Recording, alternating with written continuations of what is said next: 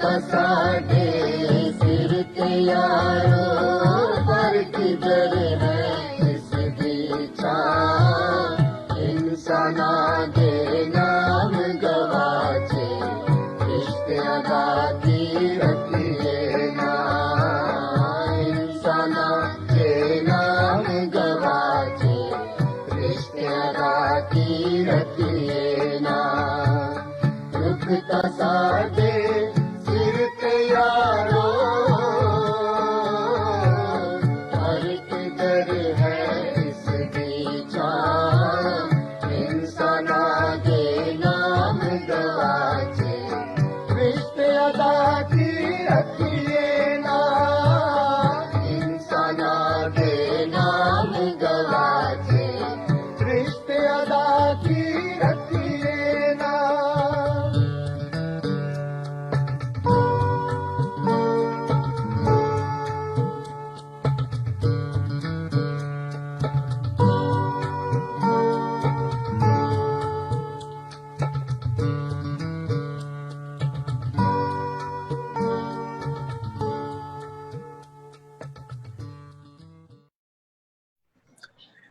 ਵੀ ਮੰਚ ਦੇ ਇਸ ਪਲੇਟਫਾਰਮ ਤੇ ਰੰਗਮੰਚ ਨੂੰ ਪਿਆਰ ਕਰਨ ਵਾਲਿਆਂ ਨੂੰ, ਰੰਗ ਕਰਮੀਆਂ ਨੂੰ ਜੀ ਆਇਆਂ ਨੂੰ।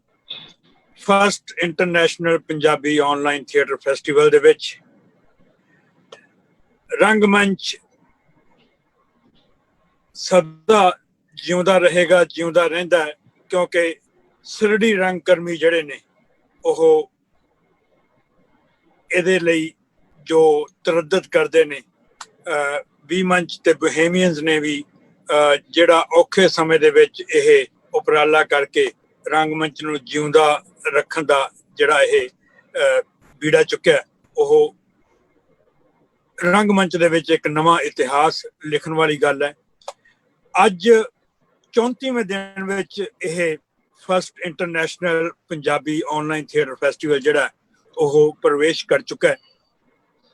ਪਿਛਲੇ 33 ਦਿਨਾਂ ਦੇ ਵਿੱਚ ਤੁਸੀਂ ਪੰਜਾਬੀ ਰੰਗਮੰਚ ਦੀਆਂ ਬਹੁਤ ਵਧੀਆ ਹਸਤੀਆਂ, ਬਹੁਤ ਉਹਨਾਂ ਸ਼ਖਸੀਅਤਾਂ ਨੂੰ ਮਿਲੇ ਹੋ ਜਿਹੜੇ ਸਿੱਧੇ ਜਾਂ ਸਿੱਧੇ ਤੌਰ ਤੇ ਰੰਗਮੰਚ ਨਾਲ ਜੁੜੇ ਰਹੇ ਨੇ, ਪੰਜਾਬੀ ਰੰਗਮੰਚ ਨੂੰ ਜਿਨ੍ਹਾਂ ਦੀ ਦੇਣ ਹੈ।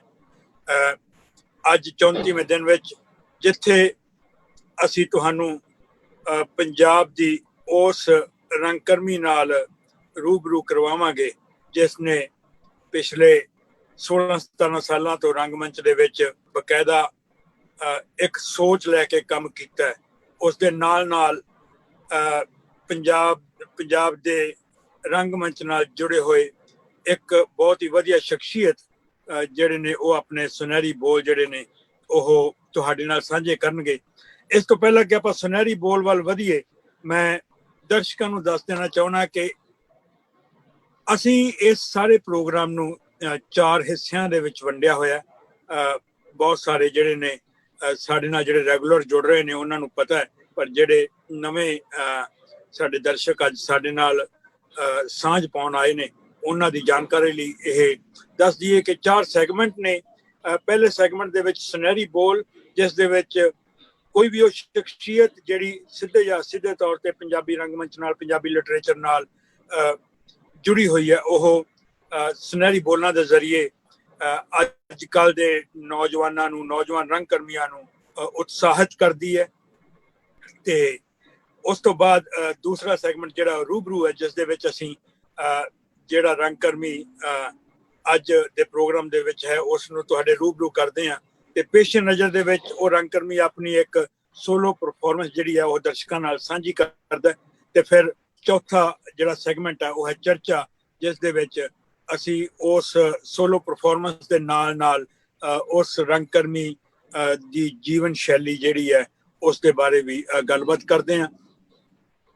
ਤੇ ਲੋ ਜ਼ਿਆਦਾ ਆਪਾਂ ਦੇਰ ਨਾ ਕਰਦੇ ਹੋਏ ਅੱਜ ਦੇ ਜਿਹੜੇ ਸੁਨਹਿਰੇ ਬੋਲ ਨੇ ਉਹ ਕੈਨੇਡਾ ਦੀ ਧਰਤੀ ਤੋਂ ਅਵਤਾਰ ਗਿੱਲ ਹੁਣੀ ਸਾਡੇ ਨਾਲ ਸਾਂਝੇ ਕਰਨਗੇ, ਜਿਨ੍ਹਾਂ ਦਾ ਆਪਣਾ ਇੱਕ ਦੇਣ ਹੈ ਪੰਜਾਬੀ ਰੰਗਮੰਚ ਦੇ ਵਿੱਚ, ਪੰਜਾਬੀ ਲਿਟਰੇਚਰ ਦੇ ਵਿੱਚ, ਤਰਕਸ਼ੀਲ ਸੁਸਾਇਟੀ ਦੇ ਵਿੱਚ।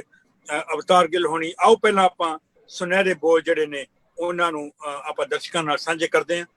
ਸੁਨਹਿਰੇ ਬੋਲ।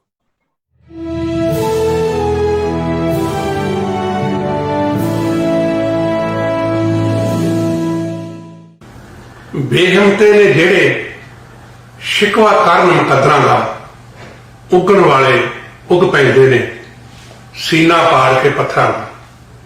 ਬਾਬਾ ਨਜ਼ਮੀ ਦੇ ਇਹ ਬੋਲ ਬੋਹੇਮੀਅਨਸ ਟੀਵੀ ਮੰਚ ਦੀ ਸਮੁੱਚੀ ਟੀਮ ਤੇ ਕਲਾਕਾਰਾਂ ਤੇ ਬਹੁਤ ਹੀ ਢੁਕਵੇਂ ਨੇ, ਕਿਉਂਕਿ ਅਜੋਕੇ ਸਮੇਂ ਵਿੱਚ ਅੱਜ ਜਦੋਂ ਸਮੁੱਚੀ ਦੁਨੀਆ ਦੇ ਲੋਕਾਂ ਨੂੰ ਕੋਵਿਡ-19 ਦੇ ਸਦਮੇ ਵਿੱਚ ਧੱਕ ਦਿੱਤਾ ਗਿਆ ਹੈ, ਉਹਨਾਂ ਨੂੰ ਉਹਨਾਂ ਦੇ ਜਮਹੂਰੀ ਹੱਕਾਂ ਤੋਂ ਮਰਹੂਮ ਕਰ ਦਿੱਤਾ ਗਿਆ ਹੈ, ਉਹਨਾਂ ਦੇ ਹੱਕਾਂ ਲਈ ਜੂਝਣ ਵਾਲੇ, ਉਹਨਾਂ ਦੇ ਹੱਕਾਂ ਵਿੱਚ ਆਵਾਜ਼ ਬੁਲੰਦ ਕਰਨ ਵਾਲੇ ਬੁੱਧੀਜੀਵੀਆਂ ਨੂੰ ਜੇਲ੍ਹਾਂ ਵਿੱਚ ਡੱਕ ਦਿੱਤਾ ਗਿਆ ਹੈ।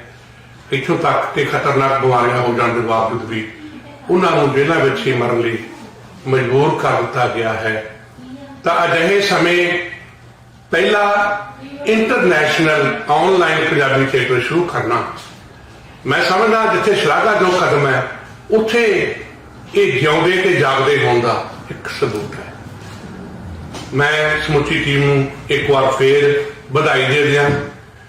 ਅੱਜ ਦਾ ਨਾਟਕ ਜਿਹੜਾ ਪੇਸ਼ ਕੀਤਾ ਜਾਣਾ ਹੈ, ਸੰਦੀਪ ਕੌਰ ਗਾਲਵ ਵੱਲੋਂ। ਸੰਦੀਪ ਨੇ ਭਾਜੀ ਗੁਰਸ਼ਰਨ ਸਿੰਘ ਦੀ ਟੀਮ ਦੇ ਨਾਲ 10 ਸਾਲ ਲਗਾਤਾਰ ਕੰਮ ਕਰਕੇ ਮਿਹਨਤ ਨਾਲ ਇਹ ਜਿਹੜੀ ਪ੍ਰਾਪਤੀ ਕੀਤੀ ਹੈ। ਅੱਜ ਸੰਦੀਪ ਉੱਚ ਵਿੱਦਿਆ ਪ੍ਰਾਪਤ ਕਰਕੇ ਅਧਿਆਪਨ ਦੇ ਖੇਤਰ ਵਿੱਚ ਕਾਰਜ ਕਰ ਰਹੀ ਹੈ। ਉੱਥੇ ਪਰਿਵਾਰਕ ਜ਼ਿੰਮੇਵਾਰੀਆਂ ਦੇ ਨਾਲ ਨਾਲ ਇਨਕਲਾਬੀ ਜਮਹੂਰੀ ਲਹਿਰ ਦਾ ਅੰਗ ਬਣੇ ਰਹਿਣ ਦਾ ਮਾਣ ਵੀ ਸੰਦੀਪ ਨੂੰ ਪ੍ਰਾਪਤ ਹੈ। ਮੈਨੂੰ ਸੰਦੀਪ ਦੇ ਭਵਿੱਖ ਤੋਂ ਬਹੁਤ ਉਮੀਦਾਂ ਨੇ।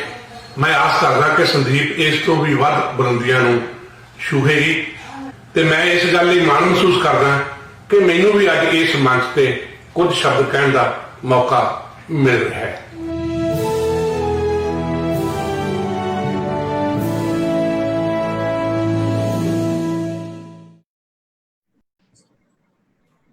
ਦਰਸ਼ਕੋ, ਤੁਸੀਂ ਅਵਤਾਰ ਗਿੱਲ ਹੋਣਾ ਦੇ ਸੁਨਹਿਰੇ ਬੋਲ ਜਿਹੜੇ ਨੇ ਉਹ ਹੁਣੇ ਸੁਣੇ ਨੇ, ਜਿਨ੍ਹਾਂ ਨੂੰ ਸਾਡੀ ਅੱਜ ਦੀ ਜਿਹੜੀ ਸ਼ਖਸੀਅਤ ਹੈ, ਜਿਨ੍ਹਾਂ ਨੂੰ ਅਸੀਂ ਤੁਹਾਡੇ ਰੂਬਰੂ ਕਰਨ ਜਾ ਰਹੇ ਹਾਂ, ਉਸ ਸ਼ਖਸੀਅਤ ਦੇ ਵਿੱਚ ਬਹੁਤ ਸੰਭਾਵਨਾਵਾਂ ਜਿਹੜੀਆਂ ਨੇ ਉਹਨਾਂ ਦੀ ਗੱਲ ਗਿੱਲ ਸਾਹਿਬ ਨੇ ਕੀਤੀ ਹੈ।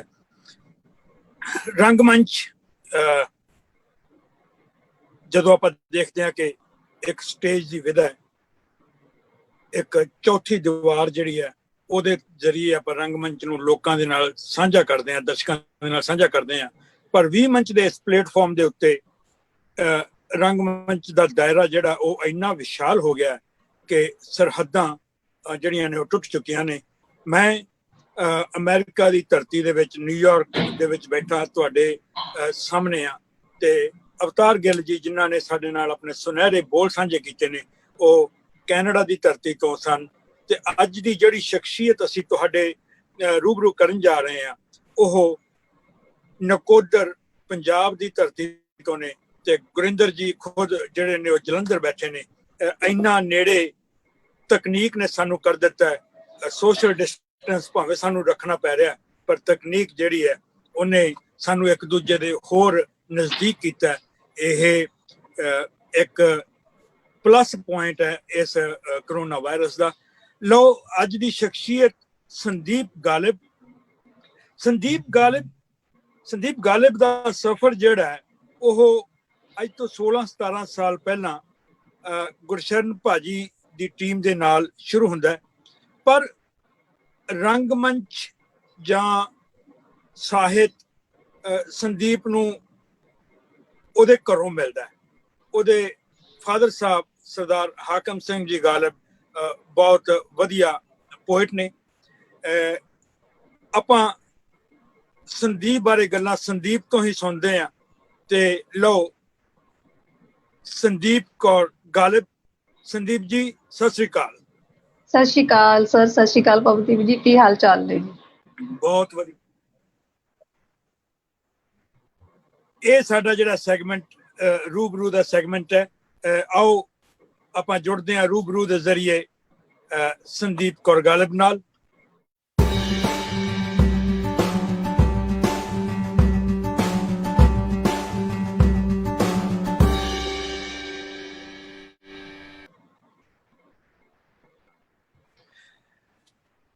ਲਓ, ਸੰਦੀਪ ਕੌਰ ਗਾਲਿਬ ਅੱਜ ਕੱਲ ਨਕੋਦਰ ਵਿੱਚ ਨੇ।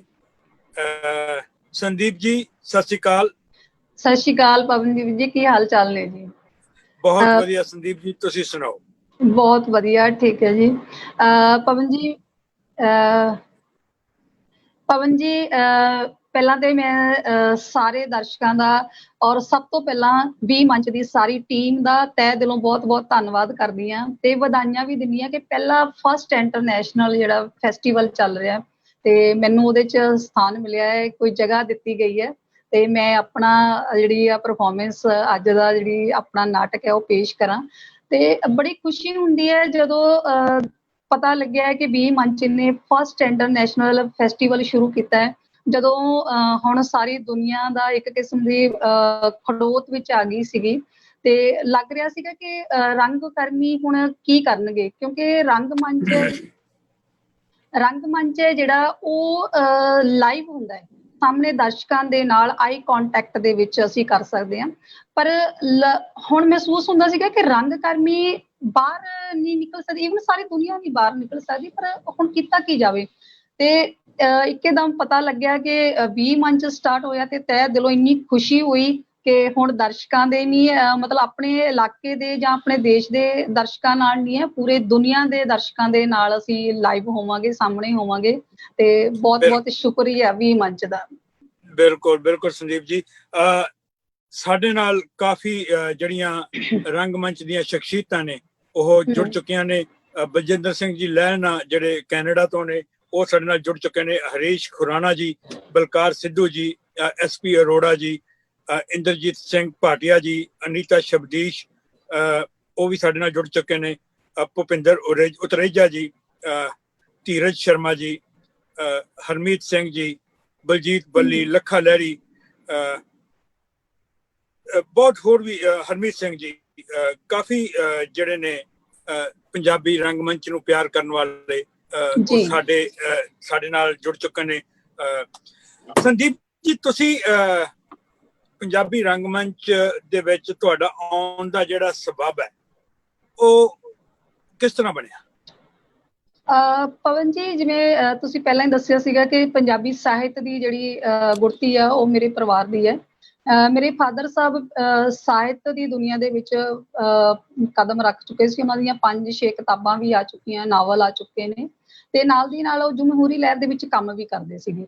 ਤਾਂ ਗੁਰਸ਼ਰਨ ਭਾਜੀ ਦੇ ਨਾਟਕ ਰੰਗਮੰਚ ਦੇਖਣ ਦੇ ਲਈ ਮੇਰਾ ਖਿਆਲ ਅਸੀਂ 3-4 ਸਾਲ ਦੇ ਹੁੰਦੇ ਹੋਵਾਂਗੇ, ਸਾਨੂੰ ਨਾਲ ਹੀ ਰੱਖਦੇ ਸੀਗੇ ਮਤਲਬ ਜਦੋਂ ਦੀ ਸਾਨੂੰ ਸੁਰਤ ਸੀਗੀ। ਤੇ ਰੰਗਮੰਚ ਜਦੋਂ ਜਿਵੇਂ ਮੈਨੂੰ ਸੁਰਤ ਆਉਂਦੀ ਗਈ ਤੇ ਮੇਰੀ ਇੱਛਾ ਜਾਗਦੀ ਗਈ ਕਿ ਵੀ ਮੇਰਾ ਵੀ ਦਿਲ ਕਰਦਾ ਹੈ ਕਿ ਮੈਂ ਨਾਟਕ ਕਰਾਂ। ਤੇ ਸਬੱਬ ਮਿਲਿਆ ਜਾ ਕੇ ਮੈਨੂੰ, ਜਦੋਂ ਮੈਂ ਪੋਸਟ ਗ੍ਰੈਜੂਏਸ਼ਨ ਕਰਦੀ ਸੀ, MA Punjabi government college Ludhiana ਦੇ ਵਿੱਚ ਤੇ ਲੋਕ ਕਲਾ ਮੰਚ ਮੰਡੀ ਮੁੱਲਾਪੁਰ ਦੇ ਨਾਲ। ਤੇ ਪਹਿਲਾ ਨਾਟਕ ਮੈਂ ਉਹਨਾਂ ਦੇ ਨਾਲ ਕੀਤਾ ਸੀਗਾ ਖੂਨੀ ਵਿਸਾਖੀ। ਅਸੀਂ ਸ਼ਾਜਲੀ ਪਿੰਡ ਦੇ ਵਿੱਚ ਕਰਨ ਗਏ ਸੀਗੇ ਤੇ ਹਰਕੇਸ਼ ਚੌਧਰੀ ਦੇ ਨਿਰਦੇਸ਼ਨਾਂ ਦੇ ਵਿੱਚ ਮੈਂ ਪਹਿਲਾ ਨਾਟਕ ਜਿਹੜਾ ਉੱਥੇ ਕੀਤਾ ਸੀ। ਤੇ ਬਹੁਤ ਸੁਹਿਰਦਤਾ ਦੇ ਨਾਲ ਉਹਨਾਂ ਨੇ ਜਿਹੜਾ ਇਹ ਮੈਨੂੰ ਰੰਗਮੰਚ ਦੀ ਜਿਹੜੀ ਸੇਧ ਦਿੱਤੀ ਹੈ ਤੇ ਨਾਲ ਦੀ ਨਾਲ ਸਿਰਫ ਐਕਟਰ ਦਾ ਕੰਮ ਕਰਨਾ ਨਹੀਂ ਸਿਖਾਇਆ, ਇੱਕ ਕਰੈਕਟਰ ਦਾ ਕੰਮ ਕਰਨਾ ਸਿਖਾਇਆ ਜਿਹੜਾ ਉਹਨਾਂ ਨੇ, ਤੇ ਨਾਲ ਦੀ ਨਾਲ ਇੱਕ ਸਮਾਜ ਦੀ ਨਬਜ਼ ਨੂੰ ਦੇਖਣਾ ਸਿਖਾਇਆ ਕਿ ਜੋ ਸਮਾਜ ਦੇ ਵਾਪਰ ਰਿਹਾ ਹੈ ਅਸੀਂ ਰੰਗਮੰਚ ਦੇ ਉੱਤੇ ਉਹ ਦਿਖਾਉਣਾ ਹੈ। ਹੂਬਹੂ ਜ਼ਿੰਦਗੀ ਨਹੀਂ ਦਿਖਾਉਣੀ, ਪਰ ਜ਼ਿੰਦਗੀ ਵਰਗਾ ਕੁਛ ਦਿਖਾਉਣਾ ਹੈ। ਤੇ ਰੰਗ ਕਰਮੀ ਏਦਾਂ ਦਾ ਹੋਵੇ ਜਿਹੜਾ ਐਕਟਰ ਨਹੀਂ, ਕਰੈਕਟਰ ਬਣ ਕੇ ਸਾਹਮਣੇ ਆਵੇ। ਤਾਂ ਮੇਰਾ ਸਫ਼ਰ ਹੈ ਜਿਹੜਾ ਉਹ ਉੱਥੋਂ ਸ਼ੁਰੂ ਹੋਇਆ, ਘਰ ਦੀ ਗੁੜਤੀ ਦੇ ਨਾਲ ਜਿਹੜਾ ਉਹ ਦੁੱਗਣਾ ਹੋ ਕੇ ਆ ਗਿਆ ਸਾਹਮਣੇ। ਬਹੁਤ ਵਧੀਆ, ਬਹੁਤ ਵਧੀਆ। ਜਿੰਨਾ ਚਿਰ ਤੁਹਾਨੂੰ ਕਹਿੰਦੇ ਨੇ ਫੈਮਿਲੀ ਤੋਂ ਸਪੋਰਟ ਨਹੀਂ ਨਾ ਮਿਲਦੀ, ਤੁਸੀਂ ਭਾਵੇਂ 100% ਤੁਹਾਡੀ ਡੈਡੀਕੇਸ਼ਨ ਹੋਵੇ, ਫਿਰ ਵੀ ਤੁਸੀਂ ਉਹਦੇ ਵਿੱਚ ਕੋਈ ਪ੍ਰਾਪਤੀਆਂ ਜਿਹੜੀਆਂ ਉਹ ਹਾਸਲ ਨਹੀਂ ਕਰ ਸਕਦੇ। ਤੁਸੀਂ ਬਹੁਤ ਵਧੀਆ ਜਿਹੜਾ ਉਹ ਕੰਮ ਕਰ ਰਹੇ ਹੋ। ਮੁੱਲਾਂਪੁਰ ਦੀ ਟੀਮ, ਹਰਕੇਸ਼ ਚੌਧਰੀ ਜੀ, ਸ਼ਰਮਾ ਹੁਣੀ, ਇਹ ਸਾਰੇ ਕਾਫੀ ਦੇਰ ਤੋਂ ਖੱਬੇ ਪੱਖੀ ਲਹਿਰ ਦੇ ਨਾਲ ਜਿਹੜੇ ਨੇ ਜੁੜ ਕੇ ਉਹ ਕਾਫੀ ਵਧੀਆ ਕੰਮ ਕਰ ਰਹੇ ਨੇ। ਸੰਦੀਪ ਜੀ, ਅੱਜ ਦੀ ਜਿਹੜੀ ਪੇਸ਼ਕਾਰੀ ਤੁਸੀਂ ਕਰਨ ਜਾ ਰਹੇ ਹੋ ਜੀ, ਉਹਦੇ ਬਾਰੇ ਕੁਝ ਥੋੜਾ ਦੱਸੋਗੇ ਸਾਨੂੰ? ਜੀ, ਅੱਜ ਦਾ ਜਿਹੜਾ ਮੈਂ ਨਾਟਕ ਪੇਸ਼ ਕਰਨਾ ਹੈ, ਨਾਟਕ ਦਾ ਨਾਂ ਹੈਗਾ ਵਿਹਲੀ ਔਰਤ। ਤੇ ਮੈਨੂੰ ਲੱਗਦਾ ਸੀਗਾ ਕਿ ਜਿਵੇਂ ਜਿਵੇਂ ਅਸੀਂ ਸਾਹਿਤ ਪੜ੍ਹਦੇ ਸੀ, ਮੇਰੇ ਦਿਮਾਗ ਦੇ ਵਿੱਚ ਇਹ ਚੀਜ਼ਾਂ ਖਟਕਦੀਆਂ ਰਹਿੰਦੀਆਂ ਕਿ ਸਮਾਜ ਦੇ ਵਿੱਚ ਜਿਹੜੇ ਹਾਸ਼ੀਏ ਤੇ ਤੱਕ ਦਿੱਤੇ ਗਏ ਲੋਕ, ਕੁਛ ਦਲਿਤ ਵਰਗ ਹੈ, ਖਾਸ ਕਰਕੇ ਔਰਤ ਹੈ। ਜਦੋਂ ਮੈਂ ਗੁਰਸ਼ਰਨ ਭਾਜੀ ਦੇ ਨਾਲ ਗੱਲ ਕਰਦੀ ਸੀਗੀ ਤੇ ਮਤਲਬ ਉਹਨਾਂ ਦੇ ਨਾਲ ਕੰਮ ਕੀਤਾ ਤਾਂ ਉਹ ਜ਼ਿਆਦਾਤਰ 2 ਚੀਜ਼ਾਂ ਦੇ ਉੱਤੇ ਜ਼ਿਆਦਾ ਵਰਕ ਕੀਤਾ ਉਹਨਾਂ ਨੇ, ਦਲਿਤ ਵਰਗ ਤੇ ਔਰਤ ਦੀ ਚੇਤਨਾ ਲਈ। ਤਾਂ ਮੇਰੇ ਲਈ ਵੀ ਇਹ ਦੋਨੇ ਚੀਜ਼ਾਂ ਜਿਹੜੀਆਂ ਹੈਗੀਆਂ ਵਾ ਮਤਲਬ ਪਹਿਲ ਦੇ ਆਧਾਰ ਤੇ ਮੈਂ ਇਹਨਾਂ ਦੇ ਲਈ ਕੰਮ ਕਰਦੀ ਹਾਂ। ਤਾਂ ਲੰਮੇ ਸਾਡੇ ਲੋਕਡਾਊਨ ਦੇ ਦੌਰਾਨ ਇਹ ਫਰਵਰੀ ਤੋਂ ਮੇਰੇ ਦਿਮਾਗ ਦੇ ਵਿੱਚ ਇਹ ਵਿਸ਼ਾ ਚੱਲ ਰਿਹਾ ਸੀਗਾ, ਕਿਉਂਕਿ ਆਮ ਤੌਰ ਤੇ ਇਹ ਮੇਰੇ ਨਾਲ ਖੁਦ ਨਿੱਜੀ ਤੌਰ ਤੇ ਵਾਪਰਿਆ ਹੋਇਆ ਸੀਗਾ ਕਿ ਮੈਂ ਕਿਸੇ ਸਾਹਿਤ ਸਭਾ ਦੇ ਵਿੱਚ ਜਾਣਾ ਸੀਗਾ ਤੇ ਮੈਂ ਕਾਹਲੀ ਚ ਆਪਣੇ ਕੰਮ ਨਿਪਟਾਉਂਦੀ ਹੋਈ ਬਾਥਰੂਮ ਦੇ ਵਿੱਚ ਗਿਰ ਗਈ। ਤਾਂ ਮੇਰੇ ਕਾਲਜ ਦੇ ਵਿੱਚੋਂ ਮੈਨੂੰ ਫੋਨ ਆਇਆ ਕਿ ਮੈਡਮ ਤੁਸੀਂ ਅੱਜ ਡਿਊਟੀ ਤੇ ਨਹੀਂ ਆਏ। ਤੇ ਮੈਂ ਕਿਹਾ ਮੈਨੂੰ ਥੋੜਾ ਕੰਮ ਸੀ। ਲੈ ਤੁਸੀਂ ਤਾਂ ਵਿਹਲੇ ਹੀ ਹੋ, ਮੈਂ ਆ ਜਾਣਾ ਸੀਗਾ ਫਟਾਫਟ। ਤੇ ਮੇਰੇ ਲਈ ਉਹ ਵਿਸ਼ਾ ਲਿਖਣਾ ਹੋਰ ਵੀ ਹੋ ਗਿਆ। ਤਾਂ ਫਿਰ ਮੈਂ ਮਿਥਿਹਾਸ ਤੋਂ ਲੈ ਕੇ ਮਤਲਬ ਅੱਜ ਦੇ ਪ੍ਰੈਜੈਂਟ ਸਮੇਂ ਦੇ ਕਰਕੇ ਔਰਤ ਦੀਆਂ ਸਥਿਤੀਆਂ ਕਿੱਦਾਂ ਦੀਆਂ ਨੇ, ਤਾਂ ਕੀ ਉਸ ਸੁਧਾਰ ਕੁਛ ਆਇਆ ਜਾਂ ਡਾਇਰੈਕਟ ਇਨਡਾਇਰੈਕਟ ਔਰਤ ਨੂੰ ਟੌਰਚਰ ਕੀਤਾ ਜਾ ਰਿਹਾ। ਬਹੁਤ ਸਾਰੇ ਸਵਾਲ ਹੁੰਦੇ ਰਹਿੰਦੇ ਕਿ ਨਹੀਂ ਔਰਤ ਤਾਂ ਬਹੁਤ ਪੜ ਗਈ ਹੈ, ਹੁਣ ਉਹਦੀ ਸਥਿਤੀ ਬਹੁਤ ਸੁਧਰ ਗਈ ਹੈ। ਪਰ ਮੈਨੂੰ ਲੱਗਦਾ ਕਿ ਔਰਤ ਦੀ ਹਾਲਤ ਸ਼ਾਇਦ ਇਨਡਾਇਰੈਕਟ ਤਰੀਕੇ ਨਾਲ ਹੋਰ ਵੀ ਬੱਤਰ ਹੋ ਗਈ ਹੈ। ਆਪਾਂ ਔਰਤ ਦੀ ਹਾਲਤ ਦੇ ਬਾਰੇ, ਔਰਤ ਦੇ ਹਾਲਾਤਾਂ ਦੇ ਬਾਰੇ ਜਿਹੜੇ ਨੇ ਉਹਨਾਂ ਦੇ ਬਾਰੇ ਆਪਾਂ ਹੋਰ ਗੱਲ ਨਾ ਕਰਦੇ ਹੋਏ ਉਸ ਦਾ ਜਿਹੜਾ ਜਾਣਕਾਰੀ ਤੁਹਾਡੇ ਨਾਟਕ ਦੇ ਜ਼ਰੀਏ ਜਿਹੜੀ ਹੈ ਉਹ ਆਪਾਂ ਦਰਸ਼ਕਾਂ ਨੂੰ ਦੇਵਾਂਗੇ। ਤੁਸੀਂ ਹੋਰ ਵੀ ਮੇਰੇ ਖਿਆਲ 4-5 ਦੇ ਕਰੀਬ ਤੁਸੀਂ ਨਾਟਕ ਹੁਣ ਤੱਕ ਜਿਹੜੇ ਨੇ ਉਹ ਲਿਖੇ ਨੇ। ਮੈਂ ਕੱਲ ਸੋਸ਼ਲ ਮੀਡੀਆ ਦੇ ਵਿੱਚ ਤੁਹਾਡਾ ਜਿਹੜਾ ਉਹ ਚੈੱਕ ਕਰ ਰਿਹਾ ਸੀਗਾ ਕਿ ਕਵਿਤਾਵਾਂ ਲਿਖਣ ਦਾ ਵੀ ਤੁਹਾਨੂੰ ਸ਼ੌਂਕ ਹੈ। ਬਿਲਕੁਲ ਪਵਨਦੀਪ ਜੀ, ਮੈਂ ਜਿਹੜੀ ਸ਼ੁਰੂਆਤ ਕੀਤੀ ਸੀਗੀ, ਮੈਨੂੰ ਯਾਦ ਹੈ ਮੈਂ ਨਾ ਮੈਡੀਕਲ ਲਿਆ +1 ਦੇ ਵਿੱਚ, ਤੇ ਮੈਂ ਨਾ 2-3 ਕਵਿਤਾਵਾਂ ਲਿਖੀਆਂ। ਤੇ ਮੇਰੇ ਸਿਸਟਰ ਮੈਨੂੰ ਕਹਿੰਦੇ ਕਿ ਤੂੰ ਕਵਿਤਾਵਾਂ ਲਿਖੀਆਂ, ਮੇਰੇ ਨਾਲੋਂ 4 ਸਾਲ ਵੱਡੇ ਨੇ ਉਹ, ਕਹਿੰਦੇ ਮੈਂ ਡੈਡੀ ਨੂੰ ਦੱਸੂ। ਤੇ ਮੈਂ ਜਦੋਂ ਹੀ ਮਤਲਬ ਸੁਣਿਆ ਵੀ ਮੈਡੀਕਲ ਦੀ ਪੜ੍ਹਾਈ ਆ ਤੇ ਡੈਡੀ ਨੂੰ ਦੱਸੂ, ਤੇ ਮੈਂ ਨਾਲ ਦੀ ਨਾਲ ਹੀ ਪਾੜਤੀਆਂ। ਡੈਡੀ ਨੇ ਕੀ ਕਹਿਣਾ ਸੀ? ਡੈਡੀ ਤਾਂ ਆਪ ਲਿਖਦੇ ਸੀ। ਬਿਲਕੁਲ ਲਿਖਦੇ ਸੀਗੇ, ਪਰ ਉਸ ਸਮੇਂ ਮੇਰੀ ਪੜ੍ਹਾਈ ਸੀ ਜਿਹੜੀ ਮੈਡੀਕਲ ਦੀ ਸੀ, ਤੇ ਮੈਨੂੰ ਲੱਗਿਆ ਕਿ ਸ਼ਾਇਦ ਮੈਨੂੰ ਡੈਡੀ ਡਾਂਟਣਗੇ। ਪਰ ਹੁਣ ਮੈਨੂੰ ਲੱਗ ਰਿਹਾ ਕਿ ਜੇ ਉਹ ਦੱਸ ਦਿੰਦੇ, ਸਿਸਟਰ ਮੇਰੇ ਦੱਸ ਦਿੰਦੇ, ਤਾਂ ਮੈਂ ਅੱਜ ਨੂੰ ਸ਼ਾਇਦ ਬਹੁਤ ਵੱਡੀ ਕਵੀ ਬਣੀ ਹੁੰਦੀ। ਤੇ ਚਲੋ ਉਹ ਮੇਰਾ ਹੋਇਆ। ਤੇ ਫਿਰ ਮੇਰਾ ਸਮੇਂ ਦੇ ਨਾਲ ਮੈਂ MA ਦੇ ਵਿੱਚ ਹੀ ਆ ਕੇ ਜਿਹੜਾ ਮੇਰਾ ਰੁਝਾਨ ਹੈ ਲਿਟਰੇਚਰ ਜ਼ਿਆਦਾ ਪੜ੍ਹਨ ਦਾ ਤੇ ਲਿਖਣ ਦਾ, ਜਿਹੜਾ ਉੱਥੇ ਹੀ ਸ਼ੁਰੂ ਹੋਇਆ। ਤੇ ਜਿਹੜਾ ਫਸਟ ਨਾਟਕ ਜਿਹੜਾ ਮੈਂ ਲਿਖਿਆ ਸੀਗਾ ਉਹ ਅਜਮੇਰ ਸਿੱਧੂ ਦੀ ਕਹਾਣੀ ਸੀਗੀ, ਇਕਬਾਲ ਹੁਸੈਨ ਮੋਇਆ ਨੇ, ਉਹਦੇ ਆਧਾਰ ਤੇ ਮੈਂ ਲਿਖਿਆ ਸੀਗਾ। ਤੇ ਜਿਹੜਾ ਮੈਂ ਗੁਰੂ ਨਾਨਕ ਦੇਵ ਯੂਨੀਵਰਸਿਟੀ ਦੇ ਵਿੱਚ ਖੇਡਿਆ ਸੀਗਾ ਯੂਥ ਫੈਸਟੀਵਲ ਦੇ ਵਿੱਚ, ਤੇ ਉਹਨੇ ਫਸਟ ਪੋਜੀਸ਼ਨ ਲਈ ਸੀ ਉੱਥੋਂ। ਉਸ ਤੋਂ ਬਾਅਦ ਮੈਂ ਸੰਦੀਪ ਜੀ ਆਪਾਂ ਗੱਲਾਂ ਬਾਤਾਂ ਜਿਹੜੀਆਂ ਉਹ ਏਦਾਂ ਹੀ ਜਾਰੀ ਰੱਖਾਂਗੇ, ਪਰ ਆਪਾਂ ਨੂੰ ਵਧਣਾ ਪੈਣਾ ਆਪਣੇ ਦੂਸਰੇ ਸੈਗਮੈਂਟ ਦੇ ਵੱਲ, ਜਿਹੜਾ ਕਿ ਹੈ ਪੇਸ਼ ਨਜ਼ਰ। ਆਓ ਪੇਸ਼ ਨਜ਼ਰ ਦੇ ਵਿੱਚ ਆਪਾਂ ਸੰਦੀਪ ਕੌਰ ਗਾਲਿਬ ਹੁਣਾਂ ਦੀ ਜਿਹੜੀ ਪੇਸ਼ਕਾਰੀ ਹੈ ਉਸ ਦਾ ਆਨੰਦ ਮਾਣੀਏ। ਵਿਹਲੀ ਔਰਤ ਪੇਸ਼ ਨਜ਼ਰ ਦੇ ਵਿੱਚ।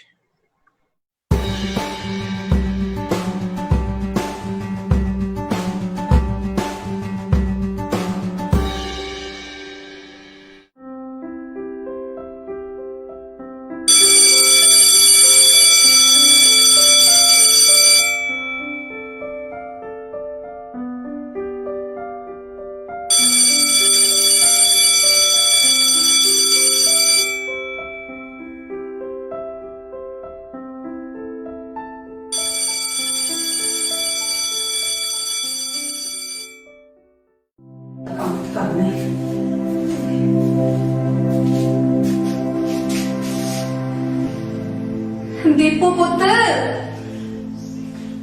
बेटा तेरी पानी की बोतल भर दी है मैं। हाँ ले जाओ मेरा पुत्र, ले भज गया। आ बेटा तुसी ले जाओ पानी की बोतल। मेरी गल तो सुनो, एडी भी की काल पई हुई है। दस ਹੋ चल ठीक है फिर हाँ जान लगे गेट बंद कर जियो थोड़ी मर्जी हाँ, न्याणा बेचारा स्कूल विच पानी वालों औखा होगा की कहा चंगा भाई हो जाने ठीक है हुण तुसी सोचदे होगे कि एहो जिहा की कह गया इहदा पुत्त भाई कल्ला मेरा पुत्त नहीं मर्द दा हर रिश्ता जिहड़ा औरत नाल है सदियां तो इको ही जवाब दिंदा आया तू कर ला तू नहीं कर सकदी तू भी तो कर सकदी आ घरे वेली बैठी रहनी है सारा दिन बस ओही मेरा पुत्त कह के गया है मैनू हुण तां इह शब्द तन नाल कपड़ियां वांग लपेटिया गया है पर वेख लो जदों कपड़े मैले लगन लग जाते हैं ना तां असीं उन्हां नूं लाउण लई किन्ने काले पै जांदे आ कि नहीं ले मैं हरपाल कौर प्राइमरी अध्यापक रिटायर हुई हाँ ऐसे दिन ही 2 बरे पहला रिटायर हुई सी 26 साल दी सी जदों मैं नौकरी करन लग गई सी पूरे 36 बरे नौकरी की मैं ते घर विच तां 5 बजे तो लैके रात दे 11 बजे तक लगातार मैं वेली ना तुसी सारा दिन घर विच जनानियां करदियां की रहिंदियां हाँ काम पिया ओ काम पिया पता नहीं तुसी की करदियां रहिंदियां आ स्कूल विच तुसी न्याणे ही तां पढ़ाउणियां है होर सारा दिन उत्थे वेले ही रहिंदियां वगैरह वगैरह सुनन नूं मिलदा रहिंदा पर ਇਹਦੇ ਲਈ ਮੈਂ ਲਾਂਭਾ नहीं दे रही मैं तो कहनी आ काम तो बंदे दा कर्म है करना चाहिए पर ओना जिन्ना ओनू लोड़ होवे पैसे ਲਈ बंदे नू मशीन भी नहीं बनना चाहिए हाँ बस हाँ ही सोच माड़ी है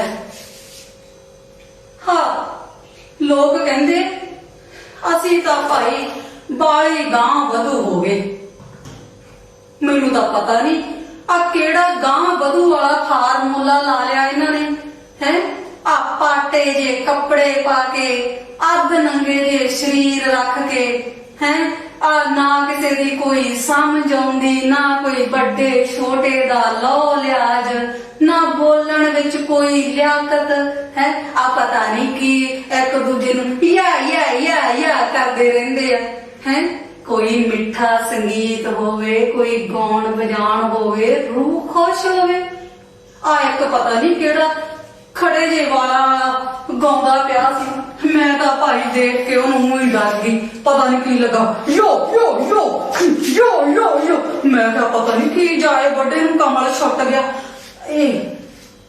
भाई ये काम तो असी सदियां वरे पहला भी करी जांदे सी आ जदों घाह फूस पत्तियां नाल अपना तन ढकदे सी आ चीकां कूकां मार के एक दूजे नूं समझाउंदे हुंदे सी ओ भलिओ लोको मसां तां आ गुरुआं पीरां फकीरां ने सानू बोलण जोगे कीता है सोहना बोलो कोई काम किरत दी गल करो ले काम तो मैनू याद आया किन्ने दिन हो गए देख ला मैं थानू स्नेहे लाउंदी ਵੀ ਭਾਈ ਮੈਨੂੰ ਮਿਲ ਕੇ ਜਾਇਓ, ਮੈਂ ਕੋਈ ਕੰਮ ਦੀ ਗੱਲ ਕਰਨੀ ਆ ਹੈ। ਤੁਸੀਂ ਸਾਰੇ ਦੇਖ ਲਓ ਬਹਾਨੇ ਬਣਾਉਂਦੇ ਗਏ ਬਈ ਭਾਈ ਨਹੀਂ ਆਇਆ ਜਾਣਾ, ਨਹੀਂ ਆਇਆ ਜਾਣਾ। ਆ ਦੇਖ ਲਓ, ਆ ਜਾਓ, ਲੰਘਿਓ ਚਲ। ਆ ਖੁੱਲੇ ਗੇਟ ਦਾ ਇਹ ਵੀ ਫਾਇਦਾ ਹੋ ਗਿਆ। ਸਤਿ ਸ੍ਰੀ ਅਕਾਲ ਜੀ, ਆ ਜਾਓ, ਆ ਜਾਓ। ਦੇਖ ਲਓ, ਕੰਮ ਦੀ ਗੱਲ ਲਈ ਕੋਈ ਨਹੀਂ ਆਇਆ ਹੈ। ਅੱਜ ਮੈਂ ਸੁਨੇਹਾ ਲਾਇਆ ਬਈ ਮੈਂ ਤੁਹਾਡੇ ਨਾਲ ਮਨ ਦੀ ਗੱਲ ਕਰਨੀ ਹੈ। ਦੇਖ ਲਓ ਤੁਸੀਂ ਸਾਰੇ ਕਿਵੇਂ ਸਾਹ ਰੋਕ ਕੇ ਬੈਠੇ ਹੋ, ਪਰ ਮੈਂ ਤਾਂ ਮਨ ਦੀ ਗੱਲ ਵਿੱਚੋਂ ਵੀ ਕੰਮ ਦੀ ਗੱਲ ਲੱਭ ਲੈਣੀ ਆ। ਇਹ ਤਾਂ ਭਾਈ ਬੰਦੇ ਦੀ ਨੀਅਤ ਤੇ ਨਿਰਭਰ ਕਰਦਾ ਹੈ। ਕਹਿੰਦੇ ਬੰਦਾ ਬੰਦੇ ਦਾ ਦਾਰੂ ਹੁੰਦਾ ਹੈ। ਹਾਂ, ਦਾਰੂ ਤੋਂ ਯਾਦ ਆਇਆ, ਹਾਂ ਗੋਲੀ ਲੈਣੀ ਸੀ, ਗੋਲੀ ਲੈ ਲਵਾਂ। ਹਾਂ, ਮੁੰਡੇ ਦੀ ਬੋਤਲ ਨਾਲੇ ਪਾਣੀ ਪੀ ਲੈਣੀ ਕੋਸਾ।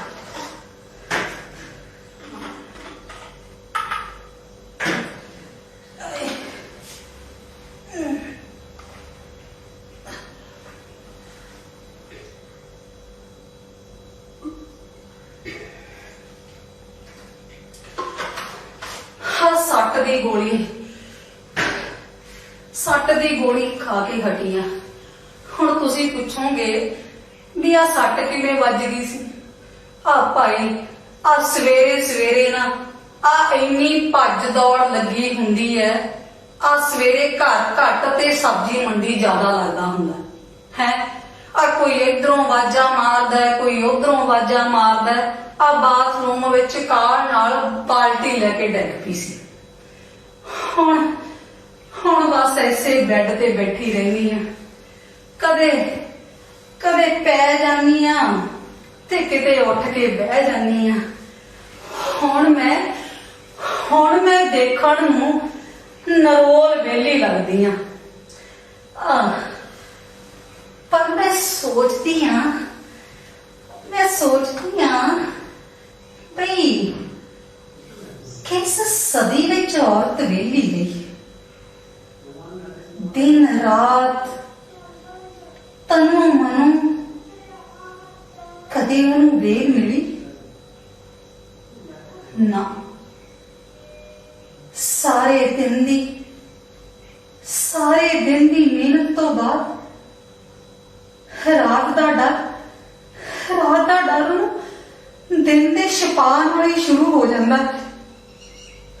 ਆਪਣੇ ਪਤੀ ਨੂੰ ਨਾ ਕਰ ਦੇਵੇ, ਇੰਨੀ ਔਰਤ ਦੀ ਔਕਾਤ ਕਿੱਥੇ। ਤੇ ਜੇ ਕੋਈ ਨਾ ਕਰ ਦੇਵੇ ਤਾਂ ਮਰਦ ਦੀ ਮਰਦਾਨਗੀ ਨੂੰ ਪਤਾ ਨਹੀਂ ਕਿੱਡੀ ਸੱਟ ਵੱਜਦੀ ਹੈ।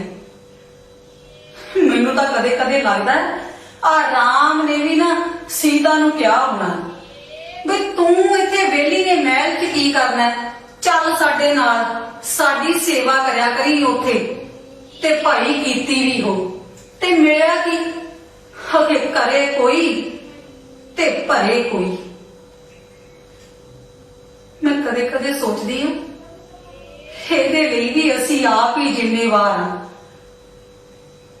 ਕਦੇ ਸਾਨੂੰ ਕੋਈ ਪੁੱਛੇ ਵੀ ਭਾਈ ਬੀਬਾ ਕੀ ਕਰਦੀ ਹੁੰਦੀ ਆ ਅੱਜ ਕੱਲ, ਤੇ ਅਸੀਂ ਬੜੀਆਂ ਪਾਰਸ ਗੁਣ ਵਾਂਗੂ ਆਏ ਅਗਲੇ ਨੂੰ ਮੂੰਹ ਸਵਾਰ ਕੇ ਦੱਸਦੀਆਂ ਫਿਰ ਕੁਛ ਨਹੀਂ ਜੀ, ਬਸ ਘਰੇ ਵਿਹਲ ਹੋਈ ਹੁੰਨੀ ਆ।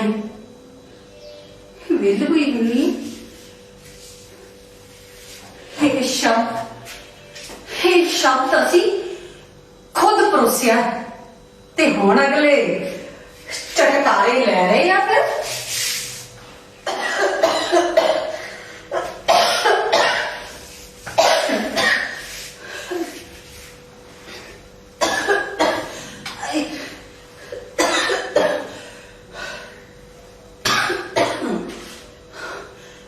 ਹੁਣ ਤੁਸੀਂ ਸੋਚਦੇ ਹੋਵੋਗੇ ਕਿ ਜੇ ਇਹਦਾ ਪੁੱਤ ਪੋਤਾ ਨੌ ਘਰੇ ਨਹੀਂ ਹੈਗੇ ਵੀ ਇਹ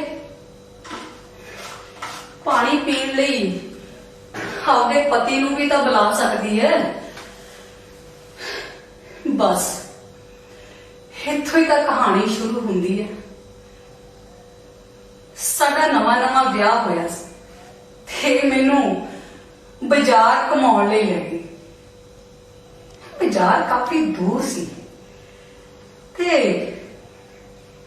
ਮੈਂ ਬੜਾ ਮੂੰਹ ਸਵਾਰ ਕੇ ਇਹਨਾਂ ਨੂੰ ਕਿਹਾ,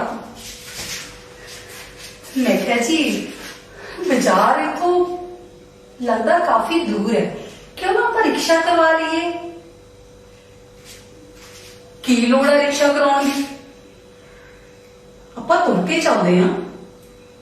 ਨਾਲੇ ਯਾਰ ਬੰਦਾ ਬੰਦੇ ਨੂੰ ਖਿੱਚੇ, ਮੈਨੂੰ ਇਹ ਬਿਲਕੁਲ ਚੰਗਾ ਨਹੀਂ ਲੱਗਦਾ। ਬਸ ਫੇਰ ਕੀ ਸੀ, ਹੋ ਗਈ ਮੇਰੇ ਅੰਦਰ ਉਥਲ-ਪੁਥਲ ਸ਼ੁਰੂ।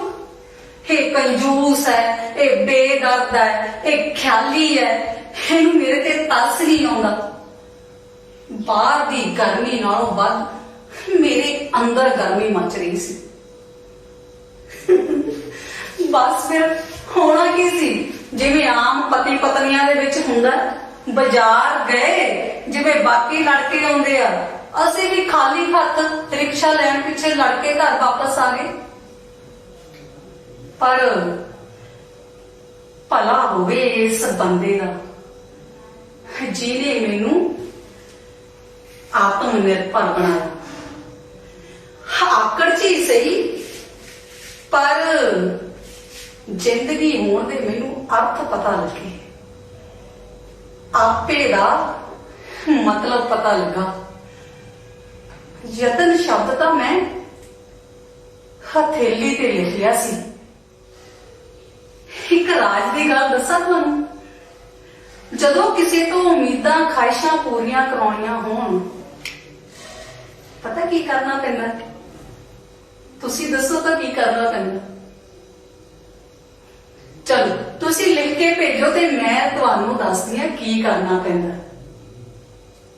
ਮਨ ਦੀ ਗੱਲ ਕਰਨੀ ਪੈਂਦੀ ਹੈ, ਕਦੇ ਮਿਹਨਤਾਂ ਕਰ ਲਿਆ ਨਾਲ ਤੇ ਕਦੇ ਜ਼ਬਰਦਸਤੀ ਥੋਪਣੀ ਪੈਂਦੀ ਹੈ।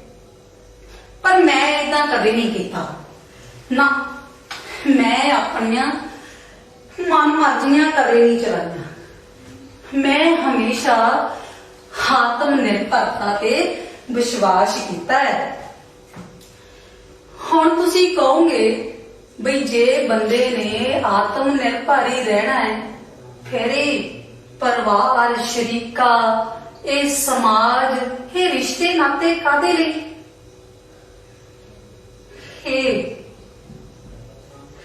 ਉਦੋਂ ਲਈ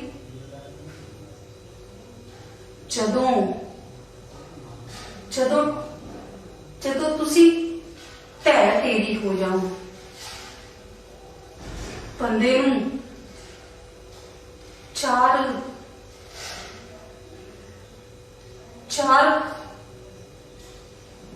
ਮੋਢੇ ਵੀ ਤਾਂ ਚਾਹੀਦੇ ਆ ਨਾ। ਖੈਰ, ਜਦੋਂ ਤੱਕ ਉਹਨਾਂ ਮੋਢਿਆਂ ਦੀ ਲੋੜ ਨਹੀਂ ਪੈਂਦੀ ਭਾਈ, ਉਦੋਂ ਤੱਕ ਤਕੜੇ ਹੋਵੋ ਹੈ, ਉਦੋਂ ਤੱਕ ਕਿਸੇ ਦੀ ਢਾਲ ਬਣੋ। ਇਹ ਖੁਸ਼ੀਆਂ ਗਮੀਆਂ ਤਾਂ ਜ਼ਿੰਦਗੀ ਦਾ ਹਿੱਸਾ ਹੈ। ਪਰ ਔਰਤ ਨੂੰ ਆਪਣੀ ਗੱਲ ਕਹਿਣ ਲਈ ਇਹਨਾਂ ਖੁਸ਼ੀਆਂ ਗਮੀਆਂ ਦਾ ਇੰਤਜ਼ਾਰ ਕਰਨਾ ਪੈਂਦਾ ਹੈ, ਇਹਨਾਂ ਪਲਾਂ ਦੀ ਉਡੀਕ ਕਰਨੀ ਪੈਂਦੀ ਹੈ। ਚੰਗਾ ਮਾੜਾ ਕਹਿਣ ਲਈ ਵੀ ਉਹ ਇਹਨਾਂ ਪਲਾਂ ਨੂੰ ਉਡੀਕਦੀ ਰਹਿੰਦੀ ਹੈ। ਵਿਆਹ ਸ਼ਾਦੀਆਂ ਦਾ ਉਹਦੇ ਲਈ ਘੱਟ ਮਨਾਂ ਦਾ ਗੁਬਾਰ ਕੱਢਣਾ ਜ਼ਿਆਦਾ ਹੁੰਦਾ ਹੈ। ਇਹ ਤਾਂ ਉਹਦੇ ਲਈ ਮੌਕਾ ਮੇਲ ਹੁੰਦਾ ਹੈ। ਹਾਂ, ਹੁਣ ਤੁਸੀਂ ਆਪ ਹੀ ਦੇਖ ਲਓ। ਹੁਣ ਮੈਂ ਤੁਹਾਡੇ ਨਾਲ ਗੱਲਾਂ ਕਰਨੀਆਂ ਸੀ ਹੈ, ਮੇਰੇ ਲਈ ਕੋਈ ਮੌਕਾ ਮੇਲ ਨਹੀਂ ਸੀ ਬਣ ਰਿਹਾ। ਉਹ ਤਾਂ ਭਲਾ ਹੋਵੇ ਵਿਚਾਰੇ ਗੁਰਵਿੰਦਰ ਦਾ, ਆਪਣੇ ਨਾਟਕਾਂ ਵਾਲੇ ਦਾ, ਇਹ ਗਲੀ ਚੋਂ ਲੰਘਿਆ ਜਾ ਰਿਹਾ ਸੀ। ਇਹ ਵਿਚਾਰਾ ਮੈਨੂੰ ਕਹਿੰਦਾ ਬਈ ਆਂਟੀ ਇੱਧਰ ਆ, ਤੈਨੂੰ ਮੈਂ ਸਮਝਾਵਾਂ, ਆਪਣੀ ਗੱਲ ਰੱਖਣੀ। ਭਾਈ ਮੈਂ ਤਾਂ ਅੱਜ ਇੰਨੀ ਖੁਸ਼ ਹੋਈ ਨਾ ਜਦੋਂ ਇਹਨੇ ਮੈਨੂੰ ਸਮਝਾਇਆ। ਹੁਣ ਮੈਂ ਸਾਰੇ ਮਸਲਿਆਂ ਤੇ ਬੈਠ ਕੇ ਇਹ ਵੀ ਮੰਚ ਤੇ ਬੈਠ ਕੇ ਗੱਲ ਕਰਿਆ ਕਰੂੰਗੀ ਤੇ ਤੁਹਾਨੂੰ ਮਿਲਦੀ ਗਿਲਦੀ ਰਹੂੰਗੀ। ਭਾਈ ਬੜੀ ਖੁਸ਼ੀ ਆਈ ਗੱਲ ਹੈ, ਬੜਾ ਚੰਗਾ ਕੀਤਾ ਇਸ ਮੁੰਡੇ ਨੇ। ਆ ਮੌਕਾ ਮਿਲ ਤੋਂ ਯਾਦ ਆਇਆ, ਸਾਡਾ ਨਵਾਂ ਵਿਆਹ ਹੋਇਆ ਸੀ ਤੇ ਅਸੀਂ ਆਪਣੀ ਮਾਸੀ ਦੀ ਕੁੜੀ ਦੇ ਵਿਆਹ ਤੇ ਗਏ। ਫੇਰ ਕੀ ਸੀ, ਉੱਥੇ ਮੈਨੂੰ ਮੌਕਾ ਮਿਲ ਗਿਆ ਜਿਹੜੀ ਗੱਲ ਮੈਂ ਆਪਣੇ ਪਤੀ ਨੂੰ ਕਦੇ ਨਹੀਂ ਸੀ ਕਹਿ ਹੋਈ ਤੇ ਉੱਥੇ ਕਹਿਤੀ। ਮੇਰੀ ਮਾਸੀ ਦੇ ਸ਼ਰੀਕੇ ਚੋਂ ਇੱਕ ਔਰਤ ਕਹਿੰਦੀ, ਕੋੜੇ ਗੁੱਡੀ, ਹਾਂ ਜਿਹੜੀ ਤੇਰੀ ਭਾਣਜੀ ਆਈ ਆ ਮਾਸਟਰਨੀ ਕੁੜੇ ਨਾਨਕੀਆਂ ਆਈਆਂ ਏ, ਇਹਨੂੰ ਕਹਿ ਆ ਕੋਈ ਰੰਗ ਰੁੰਗ ਬੰਨਣ ਵਿਆਹ ਚ ਨਾ, ਨਾਨਕੀਆਂ ਆ ਲੱਡੂ ਖਾਣ ਆਈਆਂ। ਮੈਨੂੰ ਤਾਂ ਚਾਅ ਹੀ ਚੜ ਗਿਆ। ਕੁੜੀਆਂ ਤਾਂ ਮੈਨੂੰ ਖਿੱਚ ਕੇ ਹੀ ਲੈ ਗਈਆਂ। ਫੁਲਕਾਰੀ ਦੀ ਚੁੰਨੀ ਲੈ ਕੇ ਮੈਂ ਤਾਂ ਗਿੱਧੇ ਦੇ ਵਿਚਾਲੇ ਹੀ ਖੜ ਗਈ ਤੇ ਮੌਕਾ ਮਿਲ ਗਿਆ ਗੱਲ ਕਹਿਣ ਲਈ। ਮੈਂ ਤਾਂ ਸ਼ੁਰੂ ਹੀ ਹੋ ਗਈ, ਚਾਂਦੀ ਚਾਂਦੀ ਚਾਂਦੀ ਨੀ ਉਹ ਜਿਹੜਾ ਤੂੰ ਰਿਖੜਾ, ਨੀ ਉਹ ਜਿਹੜਾ ਤੂੰ ਰਿਖੜਾ, ਤੇਰੀਆਂ ਦੁਖਾਂ ਦਾ ਸਾਂਝੀ ਨੀ ਉਹ ਜਿਹੜਾ ਤੂੰ ਰਿਖੜਾ, ਤੇਰੀਆਂ ਦੁਖਾਂ ਦਾ ਸਾਂਝੀ ਨੀ ਉਹ ਜਿਹੜਾ ਤੂੰ ਰਿਖੜਾ। ਨੀ ਹਰਾ ਪੋਣਾ ਨੀ ਖੱਟਾ ਪੋਣਾ, ਨੀ ਹਰਾ ਪੋਣਾ ਨੀ ਖੱਟਾ ਪੋਣਾ, ਮੇਰੇ ਬਾਪ ਦਾ ਜਵਾਈ ਨੀ ਬੜਾ ਸੋਹਣਾ, ਮੇਰੇ ਬਾਪ ਦਾ ਜਵਾਈ ਨੀ ਬੜਾ ਸੋਹਣਾ। ਕੁੜੀਆਂ ਨੇ ਮੈਨੂੰ ਖਿੱਚ ਕੇ ਬਿਠਾਇਆ। ਬਈ ਮੇਲ ਨੂੰ ਨਾ ਇੱਕ ਸਰੂਰ ਜਾ ਚੜ ਗਿਆ। ਸੱਚੀ ਮੈਂ ਤਾਂ ਨੱਚ ਨੱਚ ਕੇ ਹੰਪ ਗਈ ਸੀ। ਹੋਰ ਕੀ, ਇੱਕਦਮ ਫਿਰ ਮੇਰੇ ਨਾਨੇ ਦੀ ਆਵਾਜ਼ ਖੜ ਗਈ, ਸੌਂ ਜਾ ਆਰਾਮ ਨਾਲ, ਵੇਲਿਆਂ ਨੂੰ ਹੋਰ ਕੋਈ ਕੰਮ ਨਹੀਂ, ਸਵੇਰੇ ਉੱਠ ਕੇ ਸਾਰੇ ਕਾਰ ਵਿਹਾਰ ਕਰਨੇ ਆ। ਸਾਰਾ ਟੱਬਰ ਉੱਥੇ ਹੀ ਸੁਸਰੀ ਵਾਂਗ ਸੌਂ ਗਿਆ। ਅਗਲੀ ਤੜਕੇ ਔਰਤਾਂ ਤਾਂ ਉੱਠ ਖੜੀਆਂ 4 ਵਜੇ ਤੇ ਮਰਦ ਵਿਚਾਰਿਆਂ ਨੂੰ ਜ਼ਿਆਦਾ ਹੀ ਸਰੂਰ ਹੋ ਗਿਆ। ਉਹ ਕੋਈ 7 ਵਜੇ ਉੱਠਿਆ, ਕੋਈ 8 ਵਜੇ ਉੱਠਿਆ। ਘਰ ਦੀ ਕੱਢੀ ਜੋ ਪੀਤੀ ਸੀ ਅੱਖ ਹੀ ਨਹੀਂ ਸੀ ਪੱਟੀ ਜਾਂਦੀ। ਵੈਸੇ ਮੈਨੂੰ ਤੁਹਾਡੇ ਤੇ ਹੈਰਾਨੀ ਹੋ ਰਹੀ ਹੈ ਵੀ ਔਰਤਾਂ ਵਿੱਚ ਜਿਸ ਸ਼ਖਸ ਦਾ ਸਭ ਤੋਂ ਪਹਿਲਾਂ ਜ਼ਿਕਰ ਹੋ ਜਾਂਦਾ ਹੈ ਉਹ ਹੁਣ ਤੱਕ ਨਹੀਂ ਆਇਆ। ਤੁਸੀਂ ਪੁੱਛਿਆ ਹੀ ਨਹੀਂ। ਸਬਰ ਕਰੋ, ਉਹਦੇ ਬਾਰੇ ਦੱਸਣ ਲੱਗੀ ਆ। ਜਦੋਂ ਕਦੇ ਅਸੀਂ ਘਰ ਵਿੱਚ ਦੋਨੇ ਹੁੰਦੇ ਨਾ ਤਾਂ ਇਹ ਮੇਰੇ ਨਾਲ ਥੋੜੀ ਬਹੁਤੀ ਕੰਮਾਂ ਦੇ ਵਿੱਚ ਮਦਦ ਕਰਵਾ ਦਿੰਦੇ, ਪਰ ਜਦੋਂ ਕਦੇ ਪੂਰਾ ਪਰਿਵਾਰ ਘਰ ਵਿੱਚ ਹੁੰਦਾ ਤਾਂ ਪਤੀ ਨੂੰ ਪਤਨੀ ਨਾਲ ਕੰਮ ਕਰਵਾਉਣ ਵਿੱਚ ਝਿਜਕ ਮਹਿਸੂਸ ਹੁੰਦੀ ਹੈ। ਮੇਰੀ ਇਹ ਸਮਝ ਤੋਂ ਬਾਹਰ ਗੱਲ, ਮੈਨੂੰ ਇਹ ਸਮਝ ਨਹੀਂ ਆਉਂਦੀ ਕਿ ਮਰਦ ਦੀ ਕਿਹੋ ਜਿਹੀ ਸੋਚ ਹੈ ਕਿ ਆਪਣੇ ਆਪ ਨੂੰ ਸਮਝ ਰਿਹਾ ਕਿ ਜੇ ਮੈਂ ਨਿੱਕੇ ਮੋਟੇ ਕੰਮਾਂ ਦੇ ਵਿੱਚ ਆਪਣੀ ਪਤਨੀ ਦਾ ਸਾਥ ਦੇਵਾਂਗਾ ਤਾਂ ਮੈਨੂੰ ਲੋਕੀ ਕੰਨਾਂ ਦਾ ਕੱਚਾ ਕਹਿਣਗੇ, ਚੋਰੂ ਦਾ ਗੁਲਾਮ ਕਹਿਣਗੇ। ਇੱਕ ਦਿਨ ਮੇਰੇ ਸਾਹਬ ਨੇ ਵੀ ਡਰਦੇ ਡਰਾਉਂਦੇ ਨੇ ਮੈਨੂੰ ਘੁੱਟ ਚਾਹ ਬਣਾ ਦਿੱਤੀ ਤੇ ਰਸੋਈ 'ਚ ਖੜੇ ਖੜੇ ਨੇ ਨਾਲ 2 ਭਾਂਡੇ ਵੀ ਧੋਤੇ। ਫੇਰ ਕੀ ਸੀ, ਨੌ ਅੰਦਰ ਕਮਰੇ 'ਚ ਸੁੱਤੀ ਹੋਵੇ ਤੇ ਪੁੱਤ ਰਸੋਈ 'ਚ ਕੰਮ ਕਰਦਾ ਹੋਵੇ, ਬਈ ਫੇਰ ਤਾਂ ਸਾਰੀ ਮਨ ਦੀ ਭੜਾਸ ਕੱਢ ਕੇ ਜ਼ਬਰਦਸਤੀ, ਜਿਵੇਂ ਅੱਜ ਕੱਲ ਚੀਨ ਦੇ ਖਿਲਾਫ ਭੜਕਾਇਆ ਜਾ ਰਿਹਾ ਨਾ, ਏਦਾਂ ਭੜਕਾਇਆ। ਆ ਸੋਨੇ ਤੇ ਸੁਹਾਗਾ ਇਹ ਹੋ ਗਿਆ ਬਈ ਥੋੜੀ ਦੇਰ ਬਾਅਦ ਸਾਡੀ ਕਿਸੇ ਗੱਲੋਂ ਅਣਬਣ ਹੋ ਗਈ। ਫੇਰ ਕੀ ਸੀ, ਜ਼ਬਰਦਸਤੀ ਵਿੱਚ ਆ ਕੇ ਨਮਸਤੇ ਕੀਤੀ। ਬਈ ਜੇ ਕਿਤੇ ਦੋ ਦੇਸ਼ਾਂ ਦੇ ਵਿਚਕਾਰ ਅਣਬਣ ਹੋ ਵੀ ਜਾਵੇ, ਉਹਦੀਆਂ ਸਰਹੱਦਾਂ ਇੱਕ ਹੋਣ।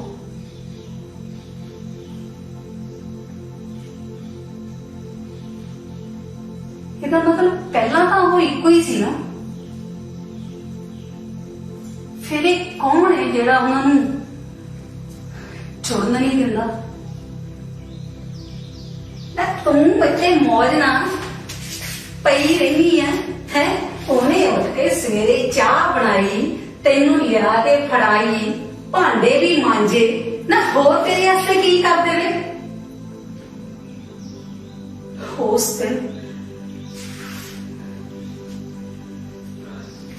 ਦਿਨ ਬੜਾ ਰੋਈ,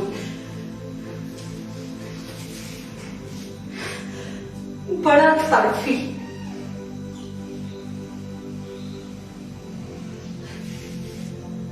ਇਸ ਗੱਲੋਂ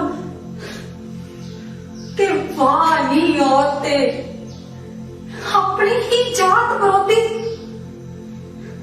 ਆਪਾ ਹੀ ਵਿਰੋਧੀ,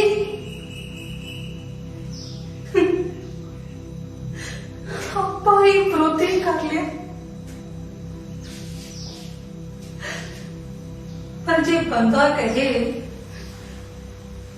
ਵੀ ਮੈਂ ਸਬਰ ਦੇਖਣਾ, ਔਖਾ ਜ਼ਰੂਰ ਹੈ ਪਰ ਅਸੰਭਵ ਨਹੀਂ।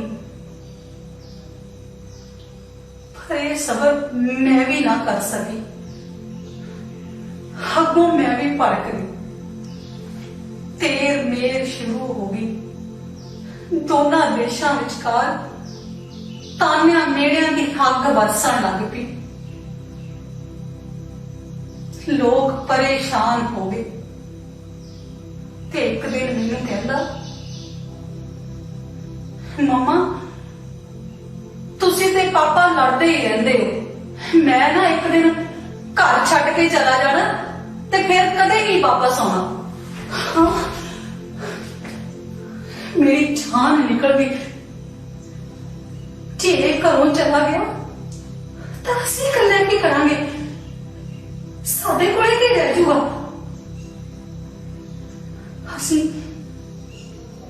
ਅਸੀਂ ਦੋਵਾਂ ਜਣਿਆਂ ਨੇ ਆਪਸੀ ਰੰਜਿਸ਼ ਖਤਮ ਕਰਕੇ ਪੁੱਤ ਨੂੰ ਨੇੜੇ ਲੈ ਆਂਦਾ। ਰਿਸ਼ਤਿਆਂ ਬਿਨਾਂ ਕਿੱਥੇ ਗਤੀ ਹੁੰਦੀ ਹੈ? ਜੇ ਸਰਹੱਦਾਂ ਦੂਰ ਨੇ ਤਾਂ ਕੀ ਫਰਕ ਪੈਂਦਾ? ਮਨਾਂ 'ਚ ਫਰਕ ਨਾ ਹੋਵੇ, ਨਹੀਂ ਤਾਂ ਭਾਈ ਕੰਨ ਦੋਲੇ ਵੀ ਪਰਦੇਸ ਹੁੰਦਾ ਹੈ।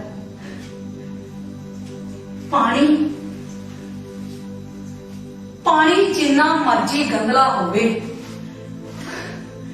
ਜੇ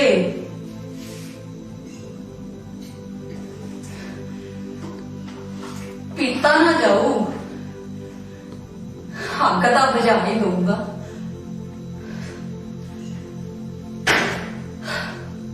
ਦੀਪੂ ਪੁੱਤ ਇੱਧਰ ਆ ਮੇਰੇ ਕੋਲੇ। ਕੀ ਤੂੰ ਸਾਰਾ ਦਿਨ ਫੋਨ ਦੇ ਉੱਤੇ ਵੀਡੀਓ ਕਾਲ ਕਰਕੇ ਕਹਿ ਲੱਗਾ ਰਹਿਣਾ? ਆ ਮੇਰਾ ਪੁੱਤ ਇੱਧਰ ਆ, ਤੈਨੂੰ ਮੈਂ ਫੋਟੋ ਦਿਖਾਵਾਂ।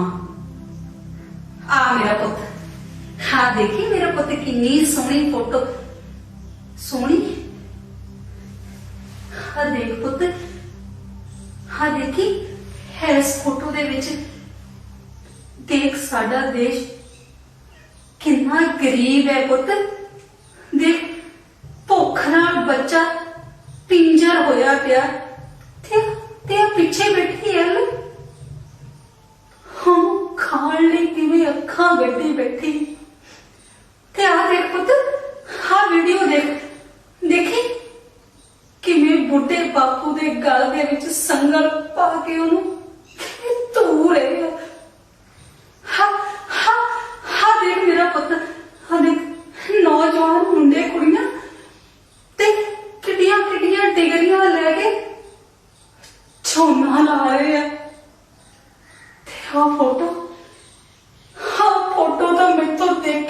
ਜਾਂਦੀ ਪੁੱਤ।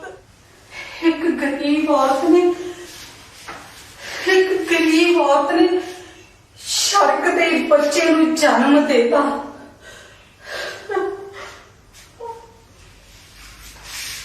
ਮੰਮੀ, ਕੀ ਤੁਸੀਂ ਭੋਰਾ ਭਾਰ ਬੱਚੇ ਦੇ ਉੱਤੇ ਇੰਨਾ ਬੋਝ ਪਾਈ ਜਾਂਦੇ ਹੋ? ਬਾਅਦ ਵਿੱਚ ਇਹ ਵਿਹਲੀਆਂ ਗੱਲਾਂ ਸਿੱਖ ਲਏਗਾ। ਚੱਲ ਆ ਮੇਰਾ ਪੁੱਤ, ਮੈਂ ਤੈਨੂੰ ਜਹਾਜ਼ ਬਣਾਉਣਾ ਸਿਖਾਉਣਾ ਹੈ ਤੇ ਨਾਲੇ ਕਿਸ਼ਤੀ।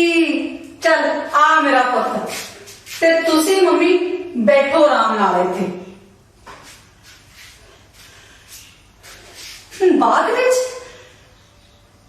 ਵਿਹਲੀਆਂ ਗੱਲਾਂ? ਪੁੱਤ, ਇਹ ਵਿਹਲੀਆਂ ਗੱਲਾਂ ਨੇ। ਇਹਨੂੰ ਉੱਡਣਾ ਸਿਖਾ ਦੇ ਪੁੱਤ। ਜ਼ਰੂਰੀ ਨਹੀਂ ਜਹਾਜ਼ ਹੋਵੇ, ਇਹਨੂੰ ਕਿਨਾਰਾ ਦੇਖਣ ਦਾ ਬਲ ਦੇ ਦੇ ਪੁੱਤ। ਤੈਰ ਕੇ ਤਾਂ ਇਹ ਆਪੇ ਹੀ ਚਲਾ ਜਾਊਗਾ, ਆਪੇ ਹੀ ਚਲਾ ਜਾਊਗਾ ਪੁੱਤ, ਆਪੇ ਹੀ ਚਲਾ ਜਾਊਗਾ।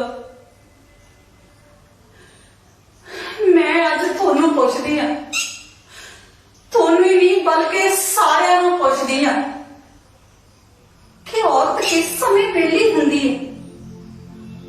ਕਦੇ ਉਹ ਬੱਚਿਆਂ ਨਾਲ ਰੁਝੇਵੇਂ 'ਚ ਹੁੰਦੀ ਹੈ, ਕਦੇ ਪਤੀ ਨਾਲ ਰੁਝੇਵੇਂ 'ਚ ਹੁੰਦੀ ਹੈ, ਕਦੇ ਪੂਰੇ ਪਰਿਵਾਰ ਨਾਲ ਰੁਝੇਵੇਂ 'ਚ ਹੁੰਦੀ ਹੈ। ਕੰਮ ਕਾਜੀ ਹੋਵੇ ਤਾਂ ਮਰਦਾਂ ਨਾਲੋਂ ਉਹਦੇ ਤੋਂ ਵੱਧ ਕੰਮ ਲਿਆ ਜਾਂਦਾ। ਕਦੇ ਉਹਨੂੰ ਭਰਾ ਦੀ ਰੱਖੜੀ ਦਾ ਫਿਕਰ ਹੁੰਦਾ ਤੇ ਕਦੇ ਪਿਓ ਦੀ ਪੱਗ ਦਾ। ਤੇ ਵਿਆਹ ਤੋਂ ਬਾਅਦ ਪਤੀ ਦੀ ਦਹਲੀਜ਼ ਦਾ ਫਿਕਰ ਰਹਿੰਦਾ ਹੈ। ਤੇ ਤੁਸੀਂ ਕਹਿੰਦੇ ਹੋ ਔਰਤ ਵਿਹਲੀ ਹੁੰਦੀ ਹੈ? ਅੱਜ ਮੈਂ ਹਰਪਾਲ ਕੌਰ ਇਹ ਅਹਿਦ ਕਰਦੀ ਹਾਂ, ਮੈਂ ਮਾਣ ਨਾਲ ਜਿਉਣ ਵਿੱਚ ਵਿਸ਼ਵਾਸ ਰੱਖਦੀ ਹਾਂ। ਮੈਂ ਇਹ ਅਹਿਦ ਕਰਦੀ ਹਾਂ, ਜਿਹਨੂੰ ਬਾਬੇ ਨਾਨਕ ਨੇ ਜਗ ਜਨਨੀ ਦਾ ਸਨਮਾਨ ਦਿੱਤਾ ਹੈ, ਜਿਹਨੂੰ ਗੁਰੂਆਂ ਪੀਰਾਂ ਫਕੀਰਾਂ ਨੇ ਮਾਨ ਸਨਮਾਨ ਨਾਲ ਨਵਾਜਿਆ ਹੈ, ਜਿਹਨੂੰ ਨਫ਼ਰਤ ਤੋਂ ਲੈ ਕੇ ਮਮਤਾ ਦੇ ਸਮੁੰਦਰ ਵਿੱਚ ਤੈਰਨਾ ਸਿਖਾਇਆ ਹੈ। ਮੈਂ ਹਰਪਾਲ ਕੌਰ ਅੱਜ ਅਹਿਦ ਕਰ ਰਹੀ ਹਾਂ ਕਿ ਮੈਂ ਹਰ ਜ਼ੁਲਮ ਅੱਗੇ ਸਵਾਲ ਨਹੀਂ ਜਵਾਬ ਹੋਵਾਂਗੀ।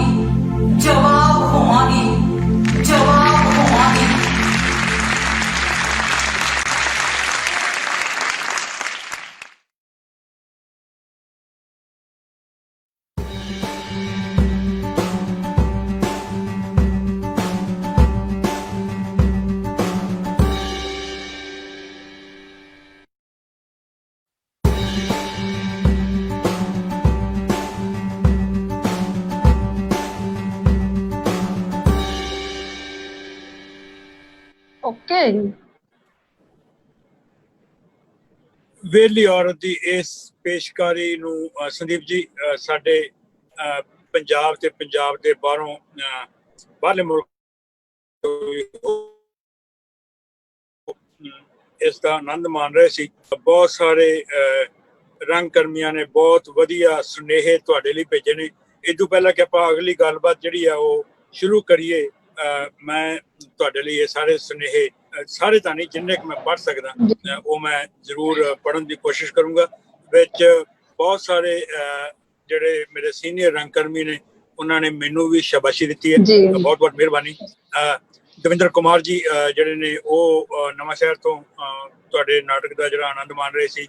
ਗੁਰਪ੍ਰੀਤ ਕੌਰ ਭੰਗੂ ਜੀ ਚਮਕੌਰ ਸਾਹਿਬ ਤੋਂ, ਅਨੀਤਾ ਸ਼ਬਜੀਸ਼, ਉਸ ਤੋਂ ਬਾਅਦ SP ਅਰੋੜਾ ਜੀ, ਸਵੀਟੀ ਸ਼ਰਮਾ, ਬੌਬੀ ਸਿੱਧੂ, ਬਲਕਾਰ ਸਿੱਧੂ ਭਾਜੀ, ਭੁਪਿੰਦਰ ਉਤਰੇਜਾ ਜੀ, ਨਵਜੋਤ ਜੀਰੇ ਤੋਂ, ਸੁਖਵਿੰਦਰ ਕੌਰ ਅੰਮ੍ਰਿਤਸਰ ਤੋਂ, ਹਰੀਸ਼ ਖੁਰਾਨਾ, ਦਵਿੰਦਰ ਕੁਮਾਰ, ਡਾਕਟਰ ਕੁਲਬੀਰ ਧਾਲੀਵਾਲ ਵਿਰਕ, ਤੇ ਇਸ ਤੋਂ ਬਿਨਾਂ ਲੈਣਾ ਸਾਹਿਬ ਕੈਨੇਡਾ ਤੋਂ, ਲੱਖਾ ਲਹਿਰੀ ਜੀ ਪਟਿਆਲੇ ਤੋਂ, ਸੰਦੀਪ ਸ਼ਰਮਾ ਮੋਹਾਲੀ ਤੋਂ, ਹੋਰ ਬਹੁਤ ਸਾਰੇ ਰੰਗਕਰਮੀ ਜਿਨ੍ਹਾਂ ਦੇ ਸੈਂਡੀ ਸੰਦੀਪ ਜੀ, ਸੰਦੀਪ ਧਾਲੀਵਾਲ ਜੀ, ਬਲਜਿੰਦਰ ਸਿੰਘ ਲਹਿਣਾ ਹੁਣੀ ਕਹਿ ਰਹੇ ਨੇ ਕਿ ਰਿਸ਼ਤਿਆਂ ਦਾ ਕੀ ਰੱਖੀਏ ਨਾਂ ਦਾ ਨਾਟਕ ਦਾ ਜਿਹੜਾ ਮਿਊਜ਼ਿਕ ਤੁਸੀਂ ਸ਼ੁਰੂ 'ਚ ਚਲਾਇਆ, ਉਹਨੇ ਮੈਨੂੰ ਪੁਰਾਣੇ ਦਿਨ ਜਿਹੜੇ ਉਹ ਯਾਦ ਕਰਵਾ ਦਿੱਤੇ ਨੇ। ਸੰਦੀਪ ਜੀ, ਨਾਟਕ ਜਦੋਂ ਤੁਸੀਂ ਕੋਈ ਵੀ ਨਾਟਕ ਜਿਹੜਾ ਉਹ ਡਿਜ਼ਾਈਨ ਕਰਦੇ ਹੋ ਜਾਂ ਉਹਦੇ ਬਾਰੇ ਸੋਚਦੇ ਹੋ,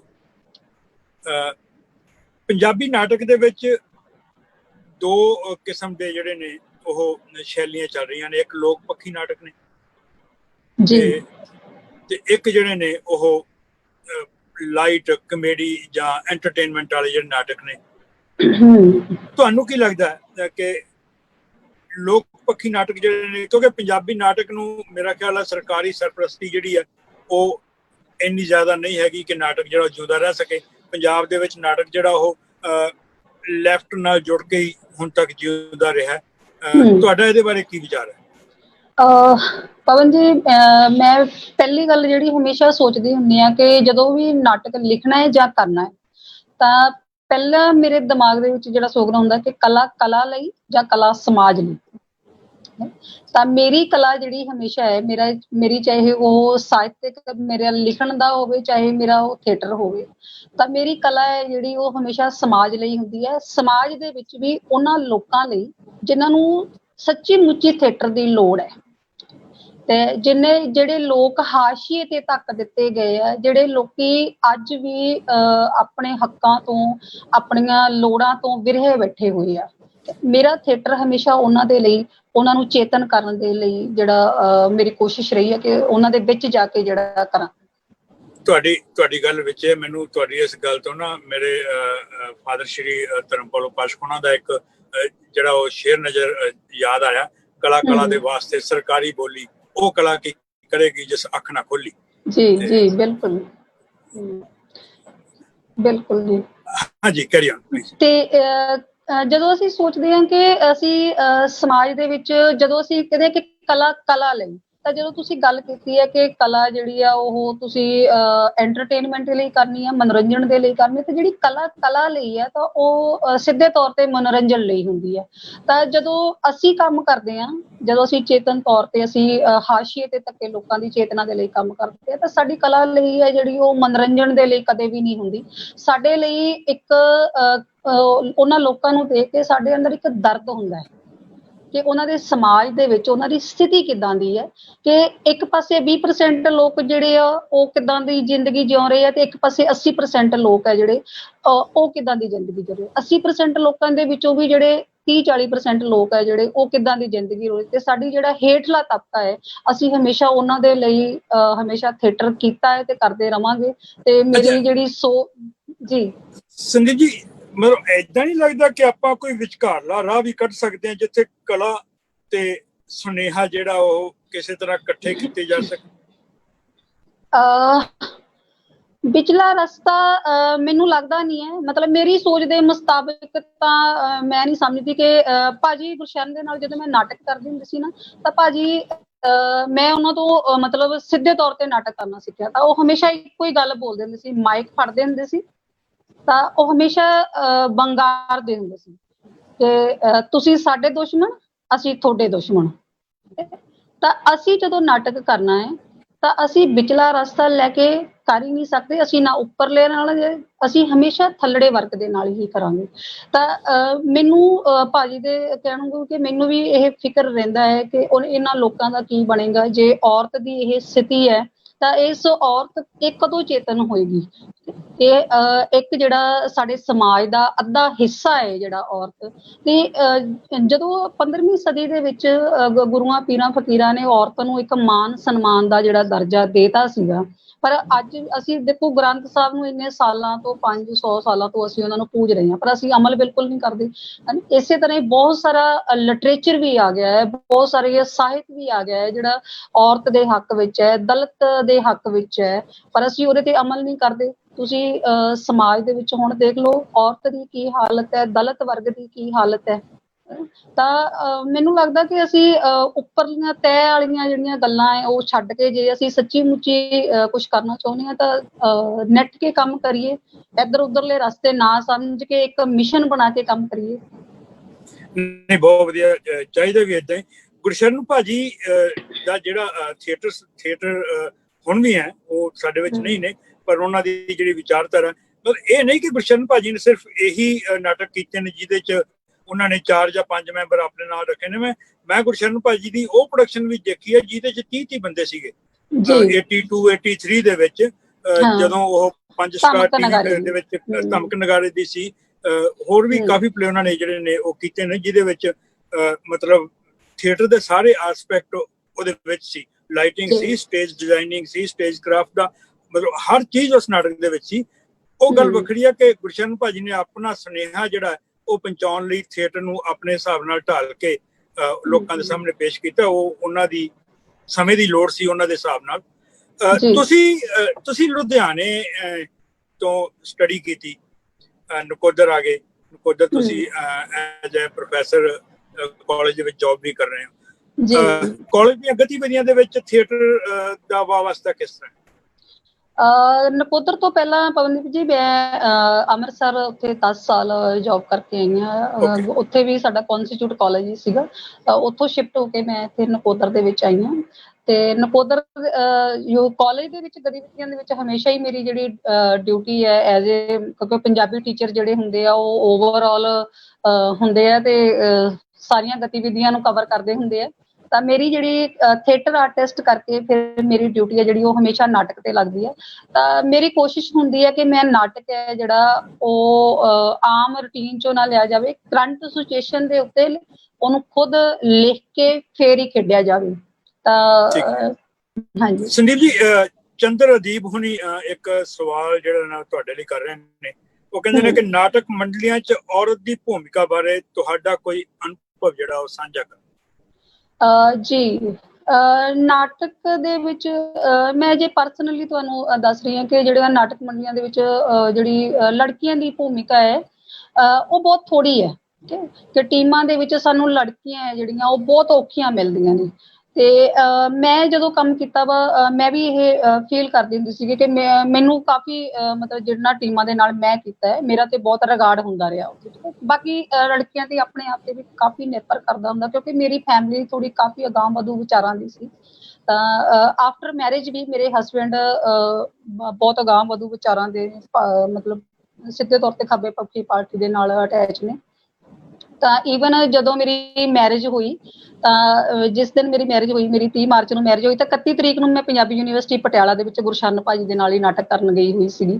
ਤਾਂ ਮਤਲਬ ਮੈਨੂੰ ਕਾਫੀ ਉੱਥੇ ਮਿਲਦਾ ਹੈ। ਤੇ ਲੜਕੀਆਂ ਮੈਂ ਦੱਸ ਰਹੀ ਹਾਂ ਕਿ ਜਿਹੜਾ ਸੁਸਾਇਟੀ ਦੇ ਵਿੱਚ ਜਿਹੜਾ ਰੋਲ ਹੈ, ਜਦੋਂ ਟੀਮਾਂ ਦੇ ਵਿੱਚ ਕੁੜੀਆਂ ਕੰਮ ਕਰਦੀਆਂ, ਤਾਂ ਮੈਂ ਜਦੋਂ ਆਪਣੇ ਘਰ ਆਉਂਦੀ ਸੀਗੀ ਰਾਤ ਨੂੰ 1 ਵਜੇ 12 ਵਜੇ 2 ਵਜੇ, ਤਾਂ ਮੇਰੀ ਫੈਮਿਲੀ ਨੂੰ ਤਾਂ ਪਤਾ ਹੀ ਹੁੰਦਾ ਸੀਗਾ ਕਿ ਉਹਨੇ ਆਉਣਾ ਵਾ। ਤੇ ਉਹ ਜਦੋਂ ਮੈਂ ਨੇੜੇ ਆ ਜਾਂਦੀ ਸੀ ਉਦੋਂ ਗੇਟ ਖੋਲਣਗੇ, ਪਰ ਗੱਡੀ ਦੀ ਆਵਾਜ਼ ਸੁਣ ਕੇ ਸਾਡੇ ਆਸ ਗੁਆਂਢ ਦੇ 3-4 ਗੇਟ ਪਹਿਲਾਂ ਖੁੱਲ ਜਾਂਦੇ ਹੁੰਦੇ ਸੀ, ਹਨਾ। ਤੇ ਅੱਧੀ ਰਾਤ ਕਿੱਥੋਂ ਆਈ ਹੈ। ਹਾਂਜੀ, ਇਹ ਸੁਸਾਇਟੀ ਦੀ ਹੈ। ਤਾਂ ਸੁਸਾਇਟੀ ਹੈ, ਪਰ ਟੀਮਾਂ ਦੇ ਵਿੱਚ ਵੀ ਸੁਸਾਇਟੀ ਦੇ ਹੀ ਲੋਕ ਕੰਮ ਕਰਦੇ ਆ। ਪਰ ਮੈਂ ਸਮਝਦੀ ਹਾਂ ਕਿ ਟੀਮਾਂ ਦੇ ਵਿੱਚ ਜੇ ਸਾਡੇ ਆਰਟਿਸਟ ਕੰਮ ਕਰਦੇ ਆ ਨਾ, ਤਾਂ ਫਸਟ ਆਫ ਆਲ ਉਹਨਾਂ ਦੀ ਵੀ ਸਕੂਲਿੰਗ ਹੋਣੀ ਚਾਹੀਦੀ ਹੈ ਕਿ ਲੇਡੀਜ਼ ਜਿਹੜੇ ਕਰੈਕਟਰ ਆਉਂਦੇ ਆ ਉਹਨਾਂ ਦੇ ਨਾਲ ਕਿੱਦਾਂ ਦਾ ਬਿਹੇਵ ਕੀਤਾ ਜਾਵੇ, ਉਹਨਾਂ ਦੀ ਲੋੜ ਕਿੱਦਾਂ ਦੀ ਹੈ, ਹਨਾ। ਉਹਨਾਂ ਚੀਜ਼ਾਂ ਨੂੰ ਸਾਰੀਆਂ ਨੂੰ ਇੱਕ ਟੀਮ ਵਰਕ ਜਿਹਨੂੰ ਅਸੀਂ ਕਹਿੰਦੇ ਹਾਂ, ਸਾਰਾ ਇਕੱਠਾ ਹੋਣਾ ਚਾਹੀਦਾ ਹੈ ਵਾ ਟੀਮ ਵਰਕ। ਤਾਂ ਮਤਲਬ ਠੀਕ ਹੈ, ਚੱਲ ਰਿਹਾ ਹੈ, ਆਪਣੇ ਆਪਣੇ ਤੇ ਨਿਰਭਰ ਹੁੰਦਾ ਹੈ।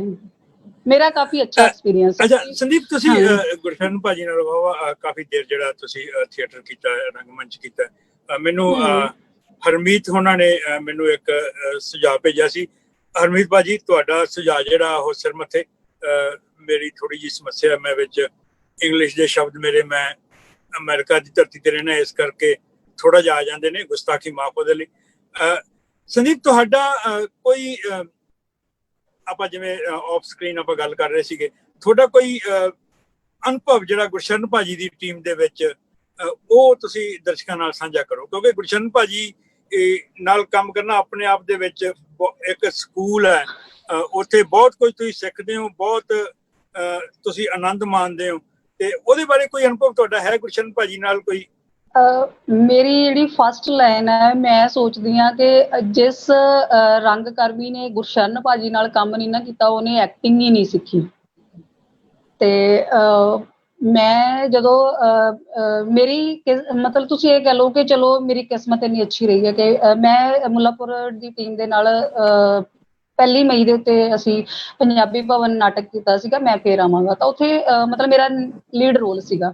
ਤਾਂ ਉੱਥੇ ਗੁਰਸ਼ਰਨ ਭਾਜੀ ਨੇ ਮੈਨੂੰ ਪੂਰਾ ਜੱਫੀ ਦੇ ਵਿੱਚ ਲਿਆ, ਮੇਰਾ ਮੱਥਾ ਚੁੰਮਿਆ, ਤਾਂ ਮੈਨੂੰ ਸ਼ਾਬਾਸ਼ੀ ਦਿੱਤੀ। ਤਾਂ ਹਰਕੇਸ਼ ਚੌਧਰੀ ਨੂੰ ਕਹਿਣ ਲੱਗੇ ਵੀ ਇਹ ਕੁੜੀ ਤੂੰ ਮੈਨੂੰ ਦੇ ਦੇ। ਤਾਂ ਉਸ ਦਿਨ ਤੋਂ ਹੀ ਮੈਂ ਭਾਜੀ ਦੇ ਨਾਲ ਕੰਮ ਕਰਨਾ ਸ਼ੁਰੂ ਕਰਤਾ। ਪਰ ਬਾਈ ਚਾਂਸ ਮੈਨੂੰ ਇੱਕ ਵਾਰੀ ਹੋਇਆ ਕਿ ਅਸੀਂ ਰਾਤ ਨੂੰ ਪਲੇ ਕਰਨ ਗਏ, ਤਾਂ ਮੈਨੂੰ ਡਾਇਲੋਗ ਮਤਲਬ ਮੈਂ ਸਲੋ ਬੋਲ ਰਹੀ ਸੀ ਡਾਇਲੋਗ, ਮਤਲਬ એનર્ਜੀ ਨਹੀਂ ਸੀ ਡਾਇਲੋਗ ਬੋਲਣ 'ਚ।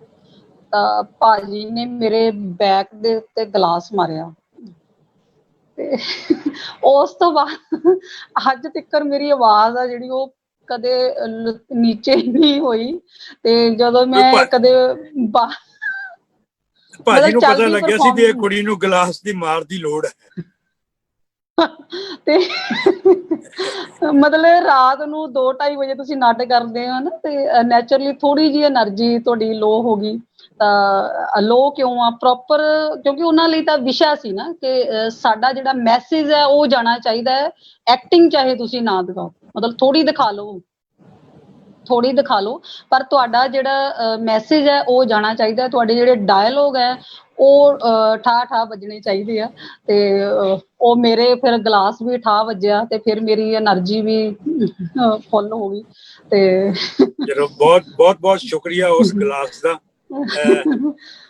ਸੰਦੀਪ, ਤੁਸੀਂ ਜ਼ਿਕਰ ਕੀਤਾ ਸੀ ਤੁਸੀਂ 4-5 ਨਾਟਕ ਜਿਹੜੇ ਨੇ ਉਹ ਤੁਸੀਂ ਲਿਖੇ ਨੇ, ਤੁਸੀਂ ਕਵਿਤਾ ਵੀ ਲਿਖਦੇ ਹੋ।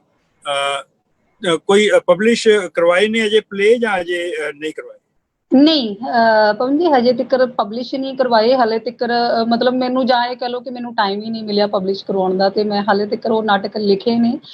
ਫਸਟ ਤਾਂ ਮੈਂ ਤੁਹਾਨੂੰ ਪਹਿਲਾਂ ਦੱਸਿਆ ਸੀਗਾ ਕਿ ਅਜਮੇਰ ਸਿੱਧੂ ਦੀ ਕਹਾਣੀ ਤੇ ਇਕਬਾਲ ਹੁਸੈਨ ਹੋਇਆ ਨਹੀਂ ਹੈ। ਫਿਰ ਉਸ ਤੋਂ ਬਾਅਦ ਮੈਂ ਥੋੜਾ ਅੰਮ੍ਰਿਤਸਰ ਦੇ ਵਿੱਚ ਹੀ ਮੈਂ ਕਿਹਾ ਸੀ ਬਸ ਹੁਣ ਹੋਰ ਨਹੀਂ। ਤੇ ਇਹ ਵੀ ਔਰਤ ਦੀ ਘਰੇਲੂ ਸਮੱਸਿਆ ਤੇ ਆਧਾਰਿਤ ਸੀਗਾ, ਜਿਹੜਾ ਮਤਲਬ ਘਰੇਲੂ ਅਤਿਆਚਾਰ ਦੇ ਉੱਤੇ ਸੀਗਾ। ਤੇ ਫਿਰ ਉਸ ਤੋਂ ਬਾਅਦ ਮੈਂ ਸਨਮਾਨ ਨਾਟਕ ਲਿਖਿਆ ਸੀਗਾ।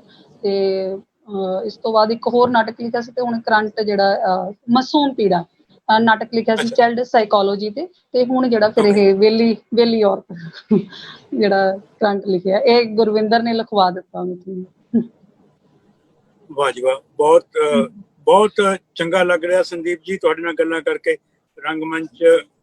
ਰੰਗਮੰਚ ਦੇ ਬਾਰੇ ਜੀ ਕਰਦਾ ਕਿ ਗੱਲਾਂ ਬਾਤਾਂ ਏਦਾਂ ਹੀ ਜਿਹੜੀਆਂ ਉਹ ਜਾਰੀ ਰਹਿਣ। ਸਾਡੇ ਜਿਹੜੇ ਦਰਸ਼ਕ ਨੇ, ਸਾਡੇ ਸਰੋਤਾ ਨੇ ਜਿਹੜੇ, ਉਹ ਵੀ ਕਾਫੀ ਆਨੰਦ ਮਾਣ ਰਹੇ ਨੇ ਬਹੁਤ। ਪਰਮਜੀਤ ਪਾਸੀ ਜੀ, ਰਮਨ ਢਿੱਲੋਂ ਜੀ, ਕਾਫੀ ਹੋਰ ਵੀ ਸਾਡੇ ਰੰਗਕਰਮੀ ਜਿਹੜੇ ਨੇ ਉਹ ਫੇਸਬੁੱਕ ਦੇ ਜ਼ਰੀਏ ਆਪਣੇ ਨਾਲ ਜੁੜੇ ਹੋਏ ਨੇ। ਪਰ ਸਾਡੇ ਡਾਇਰੈਕਟਰ ਸਾਹਿਬ ਜਿਹੜੇ ਨੇ ਉਹ ਮੇਰੇ ਕੰਨ ਦੇ ਵਿੱਚ ਵਾਰ-ਵਾਰ ਫੂਕ ਮਾਰ ਰਹੇ ਨੇ। ਇਸ ਕਰਕੇ ਆਪਾਂ ਨੂੰ ਇਜਾਜ਼ਤ ਜਿਹੜੀ ਹੈ ਸਮੇਂ ਦੇ ਹਿਸਾਬ ਨਾਲ ਉਹ ਲੈਣੀ ਪਏਗੀ। ਤੁਹਾਡਾ ਬਹੁਤ ਬਹੁਤ ਸ਼ੁਕਰੀਆ, ਤੁਸੀਂ ਆਪਣੇ ਜਿਹੜੇ ਰੰਗਮੰਚ ਦੇ ਸਫ਼ਰ ਨੂੰ ਸਾਡੇ ਦਰਸ਼ਕਾਂ ਨਾਲ, ਸਾਡੇ ਰੰਗਮੰਚ ਦੇ ਪਿਆਰ ਕਰਨ ਵਾਲਿਆਂ ਨਾਲ ਤੁਸੀਂ ਸਾਂਝਾ ਕੀਤਾ। ਫੇਰ ਮਿਲਣ ਦੀ ਉਮੀਦ ਨਾਲ ਤੁਹਾਡੇ ਤੋਂ ਇਜਾਜ਼ਤ ਮੰਗਦੇ ਹਾਂ। ਮਿਹਰਬਾਨੀ। ਬਹੁਤ ਬਹੁਤ ਸ਼ੁਕਰੀਆ ਜੀ। ਮੈਂ ਨਾਟਕ ਦੇ ਵਿੱਚ ਡਾਇਲੋਗ ਵੀ ਪਾਇਆ ਸੀਗਾ ਕਿ ਗੁਰਵਿੰਦਰ ਜੀ ਹੁਣ ਇਸ ਮੰਚ ਤੇ ਮਿਲਦੇ ਗਿਲਦੇ ਰਵਾਂਗੇ। ਤਾਂ ਸੱਚੀ ਮੁੱਚੀ ਇਸ ਮੰਚ ਤੇ ਮਿਲਦੇ ਗਿਲਦੇ ਰਵਾਂਗੇ। ਤਾਂ ਬਹੁਤ ਥੈਂਕਸ ਕਿ ਤੁਸੀਂ ਇੱਥੇ ਮੌਕਾ ਦਿੱਤਾ ਤੇ ਗੱਲਾਂ ਕਰਨ ਦਾ ਸਬੱਬ ਬਣਿਆ। ਬਹੁਤ ਮਿਹਰਬਾਨੀ। ਸ਼ੁਕਰੀਆ।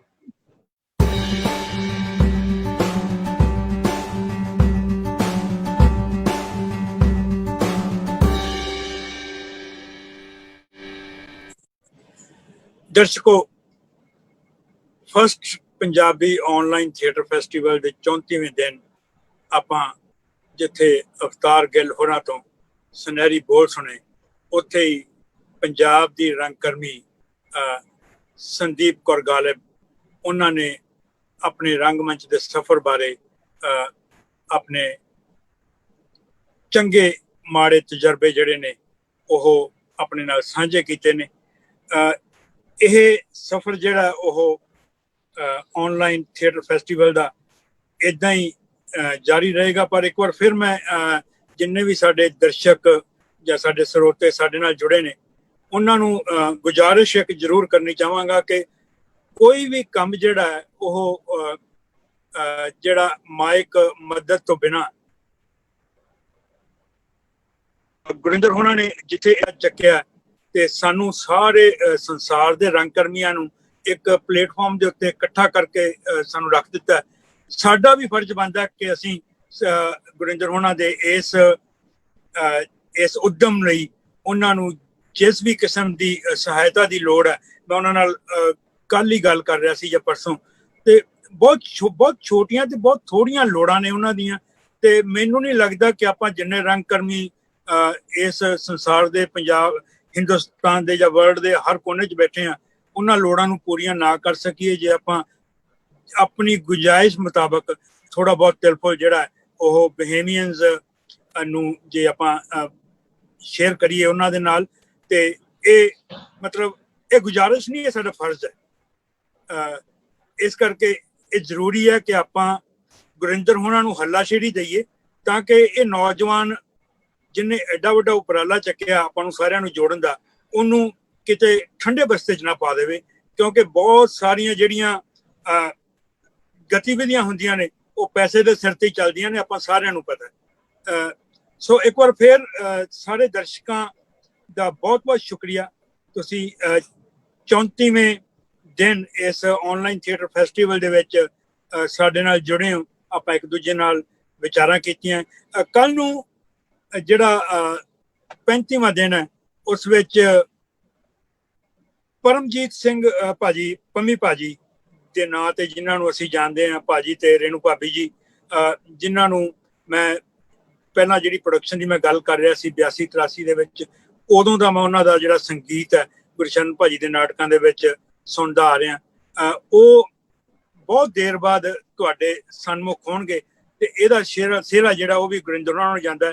ਬਹੁਤ ਬਹੁਤ ਸ਼ੁਕਰੀਆ ਗੁਰਿੰਦਰ ਜੀ।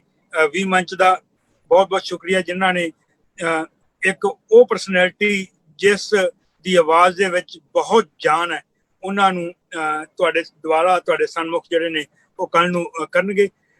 ਆਓ ਅੱਜ ਇੱਕ ਮਿੰਟ ਮੈਂ ਮਾੜੀ ਜੀ ਸਾਡੇ ਡਾਇਰੈਕਟਰ ਸਾਹਿਬ, ਅੱਛਾ ਕੱਲ ਨੂੰ ਪੰਮੀ ਭਾਜੀ ਜਿਹੜੇ ਨੇ ਉਹ ਐਕਚੁਅਲੀ ਲਾਈਵ ਜਿਹੜਾ ਗੀਤ ਹੈ ਰੰਗਮੰਚ ਦਾ ਗੀਤ ਜਿਹੜਾ ਉਹ ਲਾਈਵ ਤੁਹਾਡੇ ਨਾਲ ਸ਼ੇਅਰ ਕਰਨਗੇ, ਸਾਂਝਾ ਕਰਨਗੇ। ਸੋ ਕੱਲ ਨੂੰ ਮਿਲਣ ਦੀ ਉਮੀਦ ਨਾਲ ਇੱਕ ਵਾਰ ਤੁਹਾਡੇ ਤੋਂ ਫਿਰ ਇਜਾਜ਼ਤ ਮੰਗਦੇ ਹਾਂ। ਰੱਬ ਰਾਖਾ।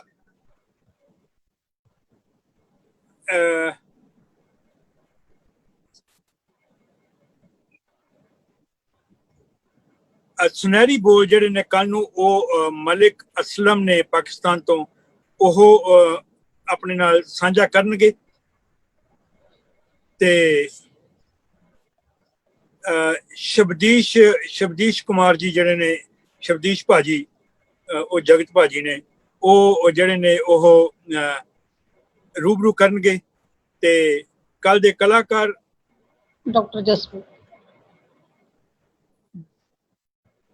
ਡਾਕਟਰ ਜਸਮੀਤ ਆਜ਼ਾਦ ਜਿਹੜੇ ਨੇ ਉਹ ਤੁਹਾਡੇ ਸਾਹਮਣੇ ਆਪਣੀ ਪੇਸ਼ਕਾਰੀ ਰੱਖਣਗੇ, ਤੁਹਾਡੇ ਨਾਲ ਚਰਚਾ ਕਰਨਗੇ।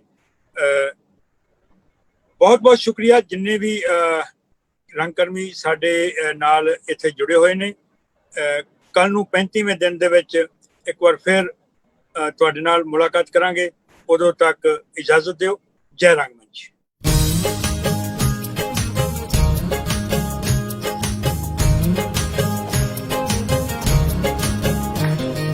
ਵਾਟੀਆਂ ਦੇ ਦਿਨ ਦਾਣਾ ਪੱਕਾ ਸਾਂਭਦੇ, ਮੰਗ ਪਾਉਂਦੇ ਬੰਦੇ ਸੱਦ ਲੈਂਦੇ ਲਾਂਭਦੇ। ਵਾਟੀਆਂ ਦੇ ਦਿਨ ਦਾਣਾ ਪੱਕਾ ਸਾਂਭਦੇ, ਮੰਗ ਪਾਉਂਦੇ ਬੰਦੇ ਸੱਦ ਲੈਂਦੇ ਲਾਂਭਦੇ। ਉੱਚਾ ਬੋਲ ਵੇਖ ਕੇ ਧਮਾਲ ਪਾਵਣਾ, ਉੱਚਾ ਬੋਲ ਵੇਖ ਕੇ ਧਮਾਲ ਪਾਵਣਾ। ਗਾ ਕੇ ਖਲਵਾੜੇ ਆਪਾਂ ਮੇਲੇ ਜਾਵਣਾ, ਗਾ ਕੇ ਖਲਵਾੜੇ ਆਪਾਂ ਮੇਲੇ ਜਾਵਣਾ।